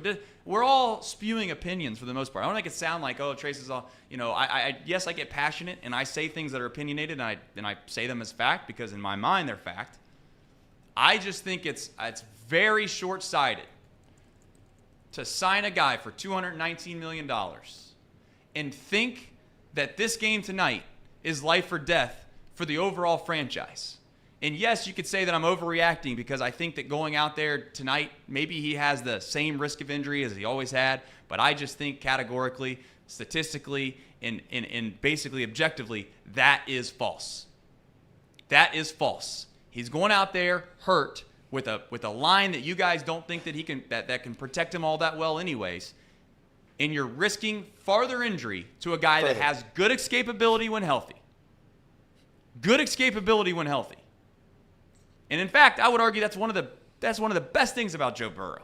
That's why he is elite, is because he can escape the pocket and he can make just a quick little move to get out of a rusher's way and make a throw. And if he can't do that, then all you have is the mirage that is the name back there. You don't have the real Joe Burrow. We'll see tonight. That's the beautiful thing. If he plays and he plays really, really well, then I'll take a step back and say, you know what? Maybe I was wrong on Joe. Maybe he can play to a Super Bowl level, a caliber level with this injury. But the first 8 quarters of football I've seen out of him, I just can't come to that conclusion. So just like you did to us and you made us put a definite stance, definite flag in the ground, in the sand, and say that we are willing to risk Joe Burrow's further injury, not farther injury, but further injury. Further. For this season, so that we can compete for this season. I'm going to ask you to do the same and say that you are of the opinion that they should sit Joe Burrow and essentially give up on this year for future Joe Burrow. I believe, and maybe this is where you could say that I'm wrong in thinking this, and this is where we do have a fundamental disagreement on the whole thing. Right, this is what I'm trying to get to. Is that I do believe that if I read that a grade 2 strain, which is maybe he has a grade 1, but let's just say he has a grade 2. He definitely doesn't have a grade 3. Grade 3 is when it's completely torn. If he has a grade 2 strain, which is what he has, and it says that a normal human being can fully recover in 3 to 6 weeks, I'm willing to sit him 6 weeks and know that I'm getting the old Joe Burrow back. And on top of that, I'm also then eliminating the opportunity of being on the Tuesday quarterback of someone coming in and telling me that I risked the entire future of the franchise and I let my quarterback go out there and get hurt when he wasn't fully healthy to begin with. Yes, I am. Okay. And I'm also willing to say that I think that the Bengals should be able to. Now, you could say this is where I will also fundamentally disagree. Should be able to win some football games without Joe Burrow if you got a Super Bowl team. Yeah, so I just looked at the Sports Illustrated rankings of all backup quarterbacks in the National Football League for 2023. Bengals ranked 28th. Yep. And they didn't even acknowledge that Browning existed. It was Trevor Siemian is ranked 28th. So that's how bad Jake Browning is, that he's not even relevant enough to be the backup quarterback. That's fine. And Sports Illustrated also said that the Cincinnati Reds were going to lose 100 games this year. In the fundamental disagreement, I'm trying to get back to what our fundamental disagreement is. You don't think that he'll be healthy, period. I do. Well, I don't think it. I think that it is. We are essentially doing what the Raiders coach did last night. And we're asking for a lot of things to go the right way. We're asking not only for Joe Burrow to be 100% healthy, which from everything that we've heard seems unlikely. Seems that it is likely that he re-aggravates it at some point over the last 2 or over the final half of the season. And then secondarily, you're asking for Jake Browning to win a majority of the next 5 football games that they play, who are against no slouches, the Rams, the Titans, the Cardinals, the Seahawks, and the 49ers. You're asking him to keep the Bengals afloat over the next 6 weeks. And I just don't think that those two things. So once again, I'm asking you to put yourself in a camp. Are you, and it seems like you are pushing yourself towards Joe Burrow should sit out this year. We should punt on this year. No, I think you can win the next 2 or 3 games without him. And I think that there's a fundamental disagreement here and that there is no third option. The options are play Joe Burrow hurt, because that's where we're at right now. We started 0-2. I wish we could go back and play Jake Browning for the first 2 weeks and start 0-2 regardless and give Joe Burrow two extra weeks of rest, but we can't because we didn't. So the options are play Joe Burrow banged up and take your chances, or punt on the year. And you keep wanting to put yourself in a third camp, and that third camp I don't think exists. Well, that's your opinion. You don't think it exists because you don't believe that the Cincinnati Bengals can win games without Joe Burrow as their quarterback against best case scenario over the next Jake Browning's college. Can I just say something? Jake Browning's college stats are horrible, by the way. It's against the Rams,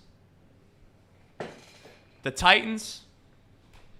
Let me pull up the Titans real fast. Titans are bad. Just really fast because everyone's so worried about the Titans, right? I'm not worried about the Titans. Titans, they scored 15 points, 27 points, 3 points against the Browns.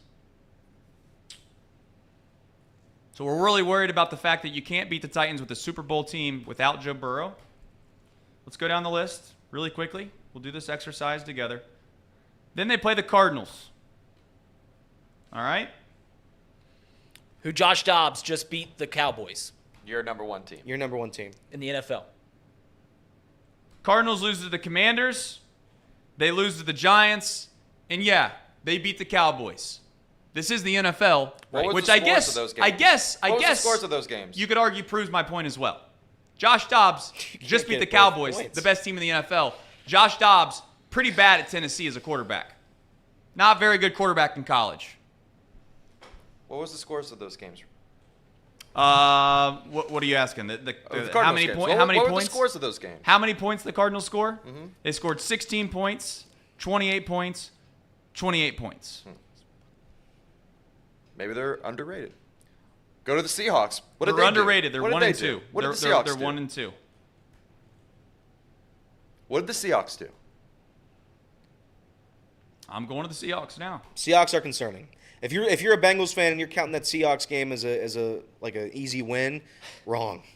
Wrong. I don't like Geno Smith. Seahawks. Geno Smith's going to beat this Bengals team. All by 4 20. of these teams are good teams, and it's the easiest part of the schedule. We play a damn tough schedule, guys. We do. And everyone's saying, I'm talking in circles.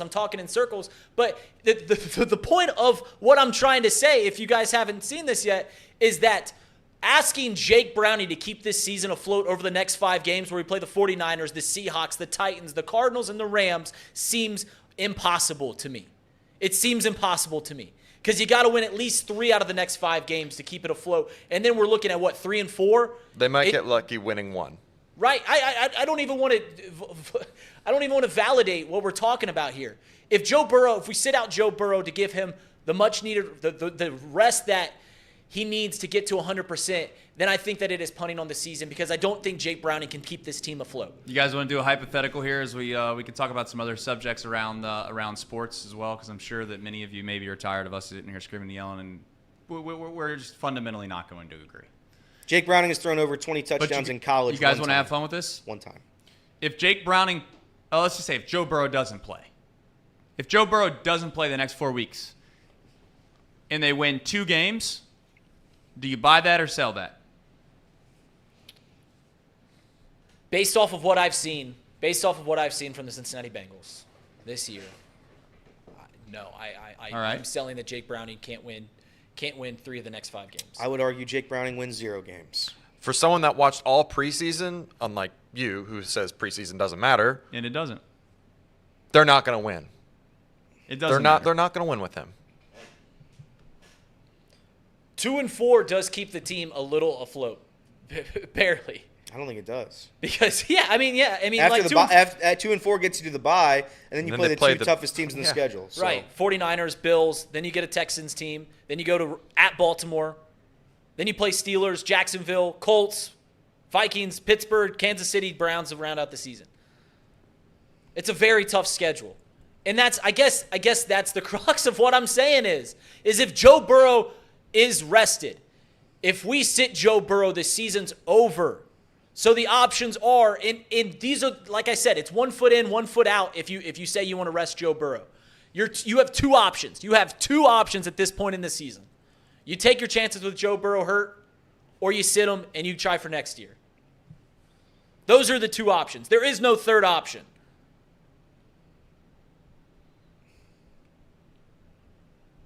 If Joe Burrow doesn't play and the Bengals win 3 of their next 4 games, I don't think you guys should get to even like watch the Bengals in the postseason. Fine. Yeah, that's fine. I'll take that.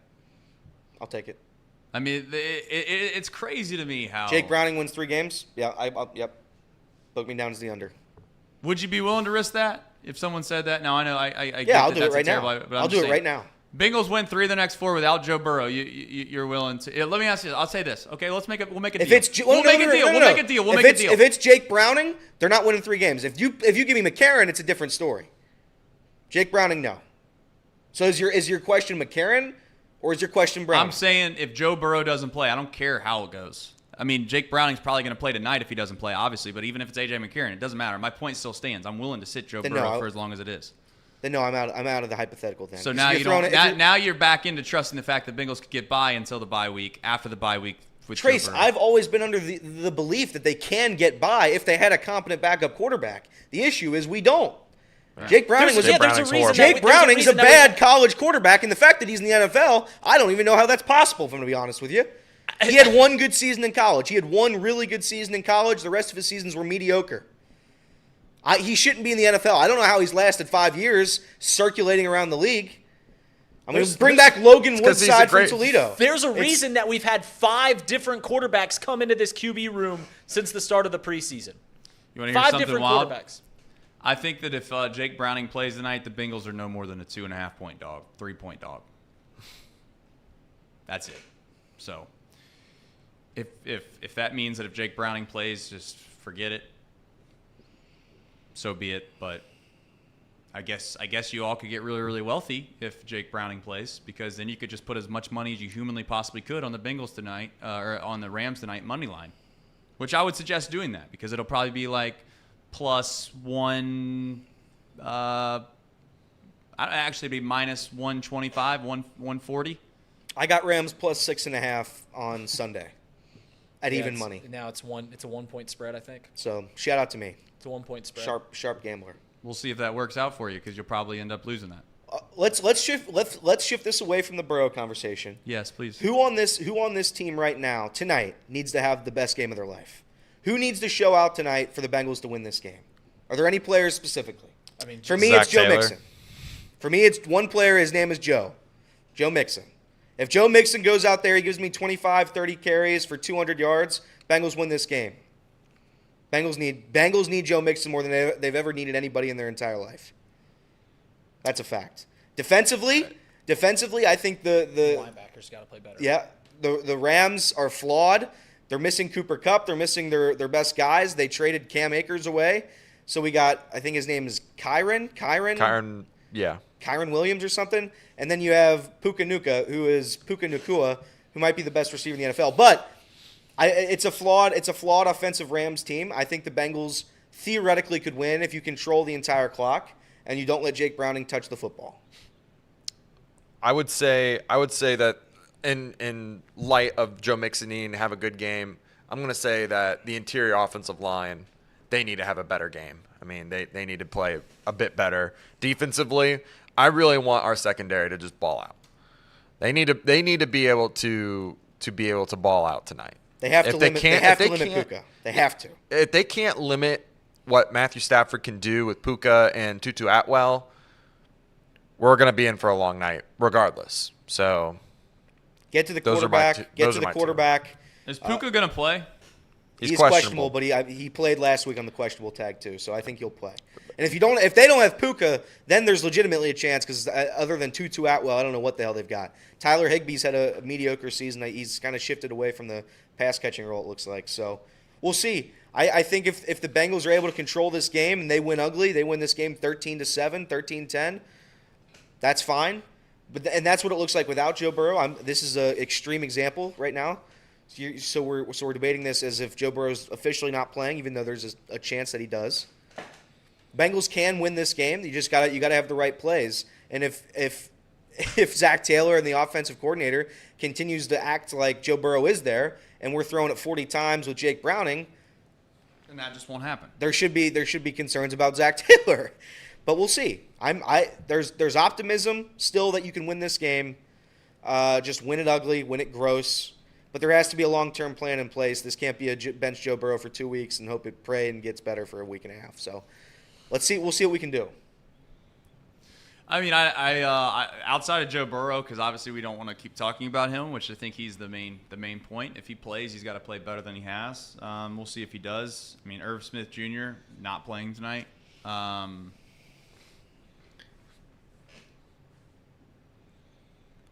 think it has to be probably the defensive line, in my opinion.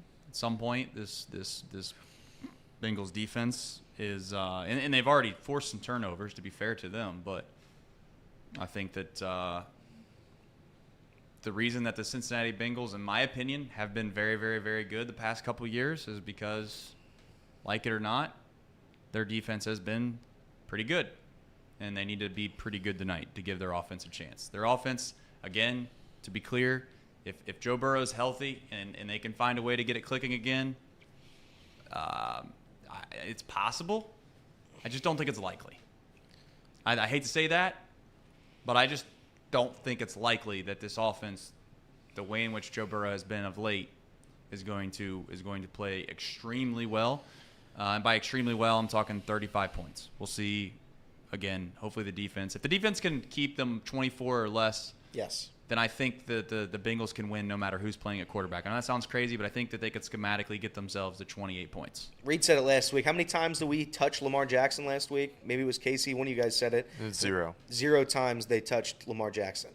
So if you have a chance, you're gonna have to, like Trace just said, D-line defense has to show up. You gotta get to the quarterback. To be fair, I mean Lamar Jackson's elite athletically. Correct. So this Matt Stafford is not going to be doing the things that Lamar Jackson does. Right. So you have a chance to get to Stafford. They had some plays wiped away too. I just looked this up, and you were asking about who needs to play better, and it's the defense as a unit. I mean, everyone, and I've brought this point up before. Everyone wants to bash the offense for how terrible they've looked through the first 2 games, and that's fair. And I said everyone talks about how bad the offense was for the first 6 quarters. In the last 8 quarters of football, the defense has forced the opponent to punt 3 times. 3 times. So, I mean, the defense has to play better. That's the reason that the Bengals lost last week. That's the reason that the Bengals lost last week is because the defense never got off the field. We had all the momentum in the world. The offense had 3 possessions in the first half, and one of them led to points. The first 2 possessions were terrible. Yeah, 3 and outs. But after that, the offense looked great. They had 7 possessions last week. 7 possessions. They got in the red zone on 5 of them. The defense has to play better. It simply has to. Because for the past 6 quarters, it has looked terrible. And Mark Fetters brings up a decent point, and I don't disagree with it. Zach Taylor has the keys to a Ferrari, but he doesn't know how to drive it. Right. I do think that's valid. I think Zach Taylor is in a little bit over his head right now. I think again he's been a part of changing the culture of the Cincinnati Bengals. But at the same time, what happens for the past 4 seasons happens. You can't start out 0-2, 0-2, 0-2, 1-1. You have to start out strong eventually, and it just hasn't happened under Zach. Game plan, play calling has been bad. I'd argue it's been bad, especially this season. It's got to change. I hope they're ready to go without Burrow. If there's a contingency plan without Burrow, I hope they have it, and I hope they're ready to roll tonight because Zach Taylor is. I mean, if they just tank out this year, I'm not going to say Zach Taylor will lose his job because the Bengals have openly been against that throughout their entire franchise. Coaches will get a longer leash than anybody else in the NFL. But Zach Taylor will be just destroyed, harder than David Bell ever has been if they're not able to figure something out this season. Play calling has to be better. Has to be. Go ahead and look at Joe Burrow's college stats as well, and look how he did through the first few weeks. If there's anything that Joe Burrow has shown us, it's that he hasn't been much of a starter for any season in his career. I mean, there's something to that. Might be a slow starter. and maybe that's part of it. The other part of it may be that he took some time and it finally got himself back to where he was in playing shape and he was healthy. Because as you guys have pointed out thousands of times, he's not had a preseason where he's been healthy, or it's been a normal preseason. So we'll see. I mean, tonight's a big decision for the Cincinnati Bengals. We'll see what they ultimately end up doing. I think there's probably mixed emotions, if I had to guess, down at Paycor.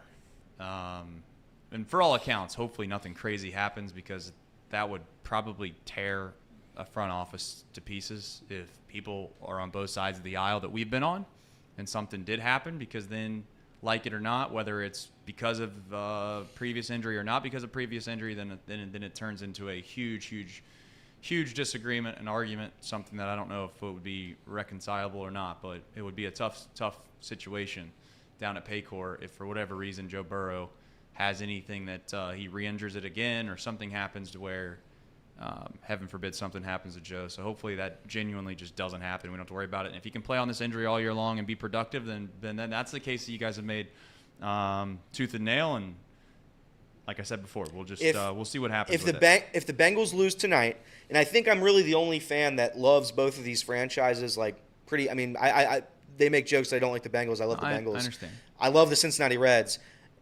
If the Bengals lose tonight, and then the Reds season is obviously over already now, what am I here for them? I mean, I'm going to be in a bad way. I'm just going to be in a bad way.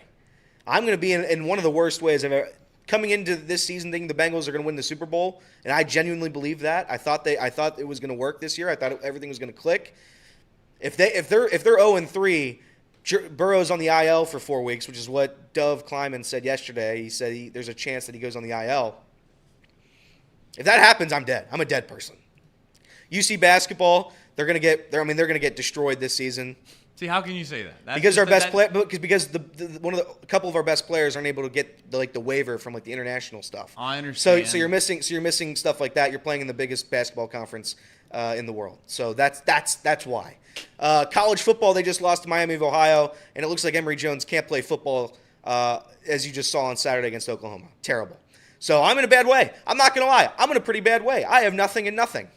If the Bengals lose tonight. So this is I don't know if I'm going to the game yet tonight. I don't know if there's a plan for that yet. If I do go and they lose tonight, I might just sleep there. I might stay there, and they'll have to pick up my dead corpse, because I don't know what I'll have. Can we agree that this has been that Bengals fans are already so wounded from the way that this season has started that this has been the least hyped primetime game in the Joe Burrow era? Oh yeah. I mean, 100%. I mean, it's at Paul Brown Paycor Stadium, and I mean, did anyone talk about it before today? Did anybody get really excited about it?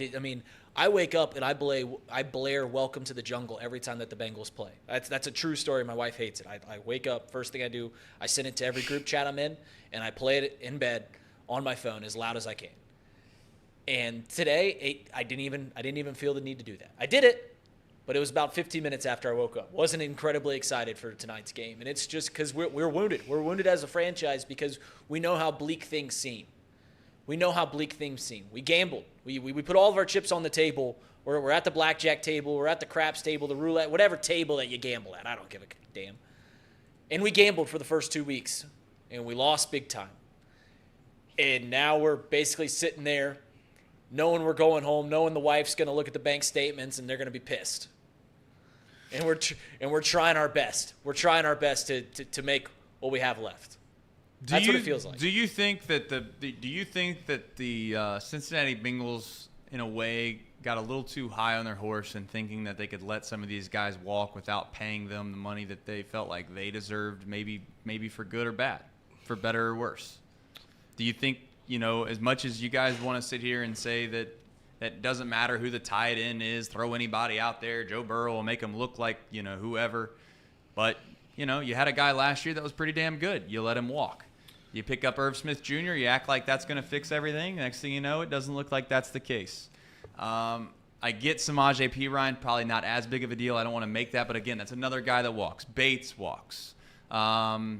Clearly, his name's escaping me. The other safety, Bell, I think, right? Von Bell. Von Bell walks. Do you think that maybe, just maybe, and this is a genuine question, that the Bengals got to a point where they were like, you know what, it doesn't matter. We got a quarterback. Whether that's true or not doesn't matter. But they let themselves get into this position where it started to be, let's just worry about the core of the offense, and they brought Pratt back, to be fair. Logan Wilson, yes. Hendrickson, yes. All of this, but they just assumed that everything was going to be all well because number 9 was back there, when in reality that might not be the case. Well, I mean, listen, the Bengals, I think, had actually an incredible game plan for this inevitability that is losing those key pieces in the safety. Listen, they put their if we're talking about the tight end position, that's Joe Burrow's 4th target. If we're talking about Samaje Perine, we're talking about a backup running back, and you already know my opinion on running back. So the Samaje Perine thing's nothing. I mean, maybe Hayden Hurst has some legs to it, but they went out and got Hayden Hurst after we thought the world was going to end when C.J. Uzomah left. It's Joe Burrow's 4th target. The offensive side of things is what it is. I mean, you can only have so much capital diversified amongst the tackle position, improving the offensive line, which they tried to do. And as for the defensive side of the ball, what are we talking about here? We used our most valuable capital, which is the draft. The first 3 rounds of the last 2 drafts have been exclusively for defensive units, going ahead and drafting ahead. We knew that we were going to lose Jesse Bates and Von Bell more than likely, so we went out and got Dax Hill in the first round last year. And then they only cemented the secondary with more draft picks, and you got to hit on those, right?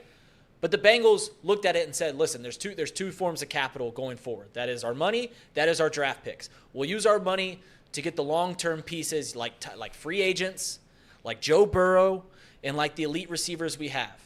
And then we'll go for the draft and try to shore up the defense through the draft. Oh, yeah, and we'll go ahead and give Logan Wilson, Jermaine Pratt, and Trey Hendrickson extensions as well. Yeah, I mean, if they're regretting any of the decisions, it's probably the Hayden Hurst one. But it's just because of the position they're in now. I mean, they got to run the football, and you don't got a tight end that can really do block and receive. So I can see the point there. But the defense in the secondary, that's truly been the best part of that unit currently, is the secondary. Now, they haven't played teams that are super pass heavy. I mean, I guess they did give up one big throw, but I mean, that to me, I'm not blaming the secondary on that one as much as I am just, the defense got played. I mean, they had been dinked and dunked all day against the Ravens. But in terms of this draft, I'm not ready to say that they've had any slam dunks yet. I mean, the first round pick, I mean, they needed some guy. They obviously needed a guy to come in and bring value. Miles Murphy's not done that. They had options like DeJuan Jones, Sam Laporta out there. Sam Laporta looks like a top 5 tight end right now in the NFL. That really stinks because he's blocking and receiving. And we all already know how I feel about DeJuan Jones. But it just – right now the Bengals, as a roster, I think they're good. I mean, they are Super Bowl worthy. I'm not concerned about the guys that they let go and walk. I think it's more just – it only functions appropriately when number 9's back there. That's the problem. I feel like fans think that the Bengals didn't have a plan in place. I feel like they're just kind of coasting through this draft and this roster buildup. Yeah. They very much had a plan in place, and they've stuck to it. Yeah, they've had some gambles go the wrong way, but all in all, I mean, the safety position seems like it's fine. Right. Which was the biggest concern. And if people want to talk about the Bengals not getting a tight end at the draft, because I know a lot of people wanted the Bengals to draft a tight end early on, I mean, the name that got thrown around a lot was Michael Mayer. Michael Mayer hasn't even started for the Raiders. He's caught 1 pass through 3 games. Yeah, he's not been good. But who said his RAS score was bad? I don't know. Elliot? I was just going to say the safety position in general in the NFL, it's probably the second most valueless. I mean, in terms of getting paid, it's right behind running back. Probably it's the least valuable position on the defensive unit. Correct. So I think there was never an option to sign Von Bell. If you want to say you could have signed Eli Apple, I would have said maybe. Half Cincinnati hated Eli Apple, half the city loved him. I was on the side that liked. He's doing Eli great Apple. in Miami right now. What? He's doing great in Miami. Right. So I think Lou Anarumo said it before. We can't lose all of the guys in the secondary. Unfortunately, they did. But I think, like Casey said, up until this point, there's been no reason to believe that the guys we have now are unable to compete at a high NFL level. Right. So the defensive unit, let's let's break this down. So I'm not worried about the fourth option for Joe Burrow on the offensive side. I'm not worried about the backup running back and losing Samaje Perine. I was a little worried about the secondary and the safety positions. And through 2 games, as Casey said, the secondary's been the highlight. The players that haven't performed are the pass rushers and the linebackers. Casey, what was that stat you threw out about Jermaine Pratt and Logan Wilson? They're like bottom 10% in PFF's grades through 2 games. They are wrong button. They are. I don't think they are towards the bottom. Yeah, they're like 72nd and 70th in terms of and it's grades, but it encapsulates how they've been performing, and it's not been great. I mean, they're just not getting they're not filling holes quick enough. But that goes first. It's the defensive line that's just not performing well either. So you can't really blame all of it on the linebackers. The defensive line has to perform. It can't just be all on DJ Reader. Trey Hendrickson and Sam Hubbard have to seal the edges in the Ravens game. If they do that, it's a whole different ball game. I mean, regardless, the defense, the front 7 has not played great. They got to play great today. They have to. Ooh. Kelsey Conway reports, Joe Burrow, 3 minutes ago, Joe Burrow is feeling better and barring a setback from now until kickoff, the Bengals quarterback is going to try and go for tonight for Monday Night Football. All right, then I'm all the way back. Then I take it all back. Bengals are going to win tonight. Easy win.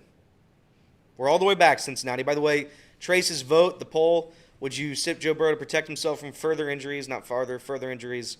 57% say yes. They would bench Joe Burrow. I disagree, but to each their own. Like I said, I'm okay with benching Joe Burrow if you're willing to admit that it is punting on the year.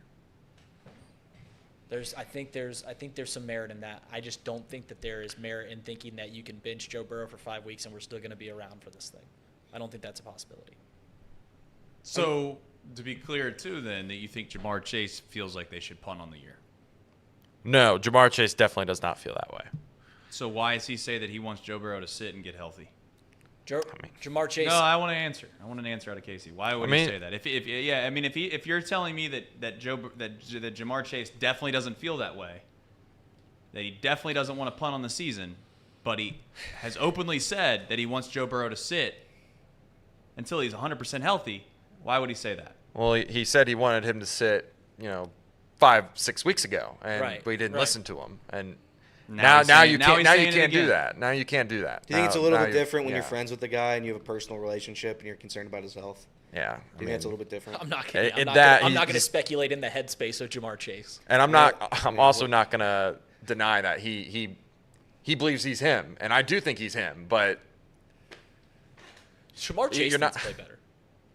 Jamar Chase needs to play better. Yeah. Well, I don't think schemes have helped him. I don't think play calling has helped him. So there's that. By the way, Trace, this is just a little fun fact, stat check of the day. Yeah. Chris Vanell, he's a friend of the program. He's a friend of Chatterbox. Love that. When Trace said, what has Devontae Adams done since leaving Green Bay? Last year, his stats, he had over 100 catches and he had 1,500 yards for the worst offense in the NFL. Yeah, worst offense in the NFL. It's a big deal. He had 1,500 yards. That's fine. He's for a quarterback that couldn't play. And he's on the worst offense in the NFL. 1,500 yards. He's on the worst offense. Devontae Adams, bad receiver. You heard it here from first. I didn't say he was a bad receiver. I just think that 1,500 yards is bad. Ultimately, it's. What have you done? What have you done for me lately? 1,500 yards. That's fine. Maybe I was wrong on that single thing. I'll tell you what I'm not wrong on. I've not been wrong on a lot of things that I've said on this show. And it's mostly come from a perspective that is outside the realm of thinking through the multiple scenarios of what can happen and what's most probable. If Joe Burrow goes out tonight and shreds the Rams up, I'll say I'm wrong. But until he's healthy, I don't think he's the guy that can lead this team anywhere other than just a marginal average football team. At least that's what he's proved the first 2 weeks. We'll see if he's capable tonight. We got to make our picks for tonight. I know where you guys are probably going with the news that Joe Burrow is going to play. I don't know if the line's going to move or change at all. I don't know what it currently sits at on the Betfred Sportsbook. 1.5 is what it was at before that. So 1.5 points. It's at 3 now. It's -3. So it's moved 2 points. That's the Joe Burrow effect. We'll go around the room. You want to use -1 or -3? I don't care. You play. What? Elliot, make a decision. Me personally, I'm going to take minus. If you're going to say the Bengals can win by 1, they can win by 3. So I'm going to say they're going to win by 3. But tonight, everybody right now, you go to Bedford Sportsbook, perhaps the greatest sportsbook known to man, and you take the Zebra Zillionaires parlay. All right? You take it. It's Joe Mixon to score a touchdown, and the Bengals over 2.5 first quarter points. If there's a chance that the Bengals win tonight, it has to be starting out early. Has to be. You have to come out hot. Over 2.5 points, first quarter, mortal lock. Yeah, I feel like they got to get more than 2.5 points in the first quarter. So I agree, Casey. I think that's a mortal lock. So that's my pick. That's my pick of the day. I agree. I'm taking Casey, Bengals win by 3? Win by 3, yeah. I think right. if they're going to win by 1, they're going to win by 3. Okay, here's a good one. Bengals over 21.5 total points tonight. Over. They have to. Over. God, I mean, my heart doesn't even want to give a pick on this because it's my poor little heart can't handle it. That's where we are. Bengals. Tonight, All right, so to be clear, Rams. we got the line's 3. Yep. Started at 6. Joe Burrow news moved it down to 3. Then it got all the way down to 1. Now Joe Burrow news has come back that he probably Joe will play. Burrow's playing tonight. And it moved up 1.5 points in the last 3 minutes. I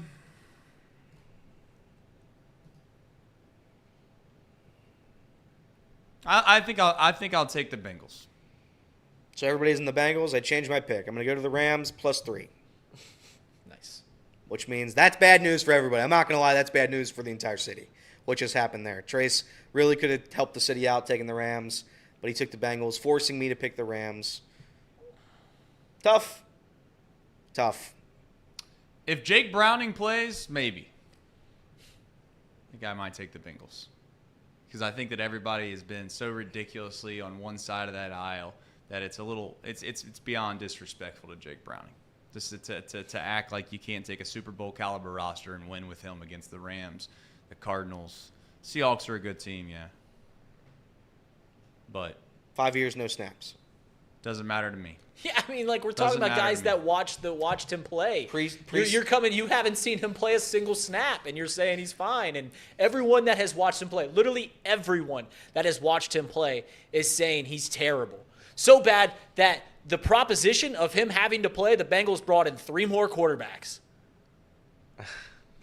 They got a guy from the freaking XFL, USFL, the BFTL, QBR, Arby's. A.J. McCarron. A.J. McCarron walked in the clubhouse, and Tyler Boyd literally said, "I think I see a ghost." The only person that's excited about A.J. McCarron being back on the team is Brent Musburger. That's fair. I get the concept of what everybody's telling me about how bad Jake Browning is. I just think it's funny that it's questionable whether or not he plays, and the line went from 6 down to 1. He's so bad that it was worth 5 points. I mean, he's literally, that's how bad he is he was never, it was just the speculation that Joe Burrow might not play. If they announced Jake Browning as the starter, I know we made this bet. Right. We won't get to see the fulfillment. fulfillment. I would love to have seen it happen. If they would have announced it, I mean, it's also, I think it's a little different now that it's day of. Like if it would have been like last Friday and they said Joe Burrow's out, Jake Browning's going to be the starter for the Bengals. I would have liked to see what the spread is. Me and Trace bet, I said this, went through $25 that it would be around a touchdown, that the Bengals would be underdogs. And we won't get to see it. And nobody's telling you that Jake Browning's been bad. He objectively has been bad. There's the first objectively of the day. He had a atrocious preseason. There's no disputing what everybody has an opinion on it. He played bad. He had 1 touchdown in the preseason, 2 picks. And he played every game. Would he be 14 for 31 for 82 yards bad? Quite possibly. Got it. And Sean Connor keeps throwing in the, have we seen him play with all the starters, Reed? I mean, also it's worth mentioning he didn't play against starters. Works both ways, guys. Fair enough. we'll never get to the bottom end of this debate. Why? Because we ultimately don't get to see who's right and who's wrong. We'll find out if we get to because they play tonight. We will. Some of us, I think, will be down there manning some Bedfred tents. Please, by all means, if you have the opportunity and you can bet responsibly, take the Zebra Zillionaires for Elliot's sake. He's a dead man walking. Hopefully that can find a way to win tonight. The Bengals can score more than 2.5 points in the first quarter. 2.5. 2.5 points in the first quarter. So they got to get on the board in the first quarter. If the Bengals can get on the board in the first quarter and Joe Mixon can punch it in any way possible, Zebra Zillionaires hits. I think it was plus 180. It was plus 180. It is now plus 210, I believe. That's correct. That is the Zebra Zillionaires on Betfred Sportsbook. Please take the Zebra Zillionaires if you have any faith in the man himself, Zebra, Elliot Rearing. I feel like the show's gotten really sad. I think we need to pep it up a little bit here. No, I think you want to do a slow clap? Can we do a slow clap? No, I think what you need to do to end this show, and I won't participate largely because ultimately I don't think it's my place, but I think there's only one thing left to do on this show as we leave it, and I'll leave it with the cherry on top here in just one second. But I do want to do the proclamation and or the disclaimer that if you do have a gambling problem, please call 1-800-GAMBLER, 21 plus in Ohio. Shout out to Betfred Sportsbook. They've been a loyal supporter of our small local company from the very get-go, and we appreciate them. We'll be down there at their tents tonight. They usually have some boost, and they just so happen to have a boost tonight for Elliot. As a reminder, 2.5 points over that in the first quarter, and then on top of that, a Joe Mixon touchdown tonight, and you will be a big-time winner. There's only really one way that I think that you guys should end this show. Singing Unwritten? No. I'd love to do that. Can we do that? I think, to Elliot's demise, that there's really only one way to get back on track on this show, and it's to do what you've done before. And that is to sing the Bengals growl. Can you guys muster that up for me one time in here or not? If you'll sing with us. Is that going to happen? Do you know the words, Trace? I don't know the words, so I'll just sit here and take it all in. Someone want to pull it up on there? I think that you can. It'll be delayed on my you end. can go. I think you can go Elliot's back looking and up forth. The words. He doesn't know the lyrics. I do. But here's the deal. We are very thankful for our sponsors of this show, and I know we didn't do the locals. at 11 because we got into some highly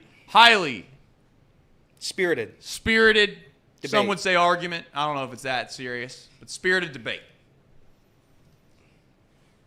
But just as a reminder, if you haven't, you should try Pawnee Water. And if you have any technology solutions that need to be captured in any way possible, you go to Encore. If you're going to bet, you bet with Betfred. And if you're going to wake up in the morning like you should go to United Dairy Farmers. Some would say you should get coffee. I say you should get ice cream. Because you might need some of that tonight. You want some good news, Trace? I'd love some good news. Fart Newman, reinstated from the IL. Love that. Then DFA. Love that. Got him back just in time. Got rid of him just in time. Couldn't come soon enough.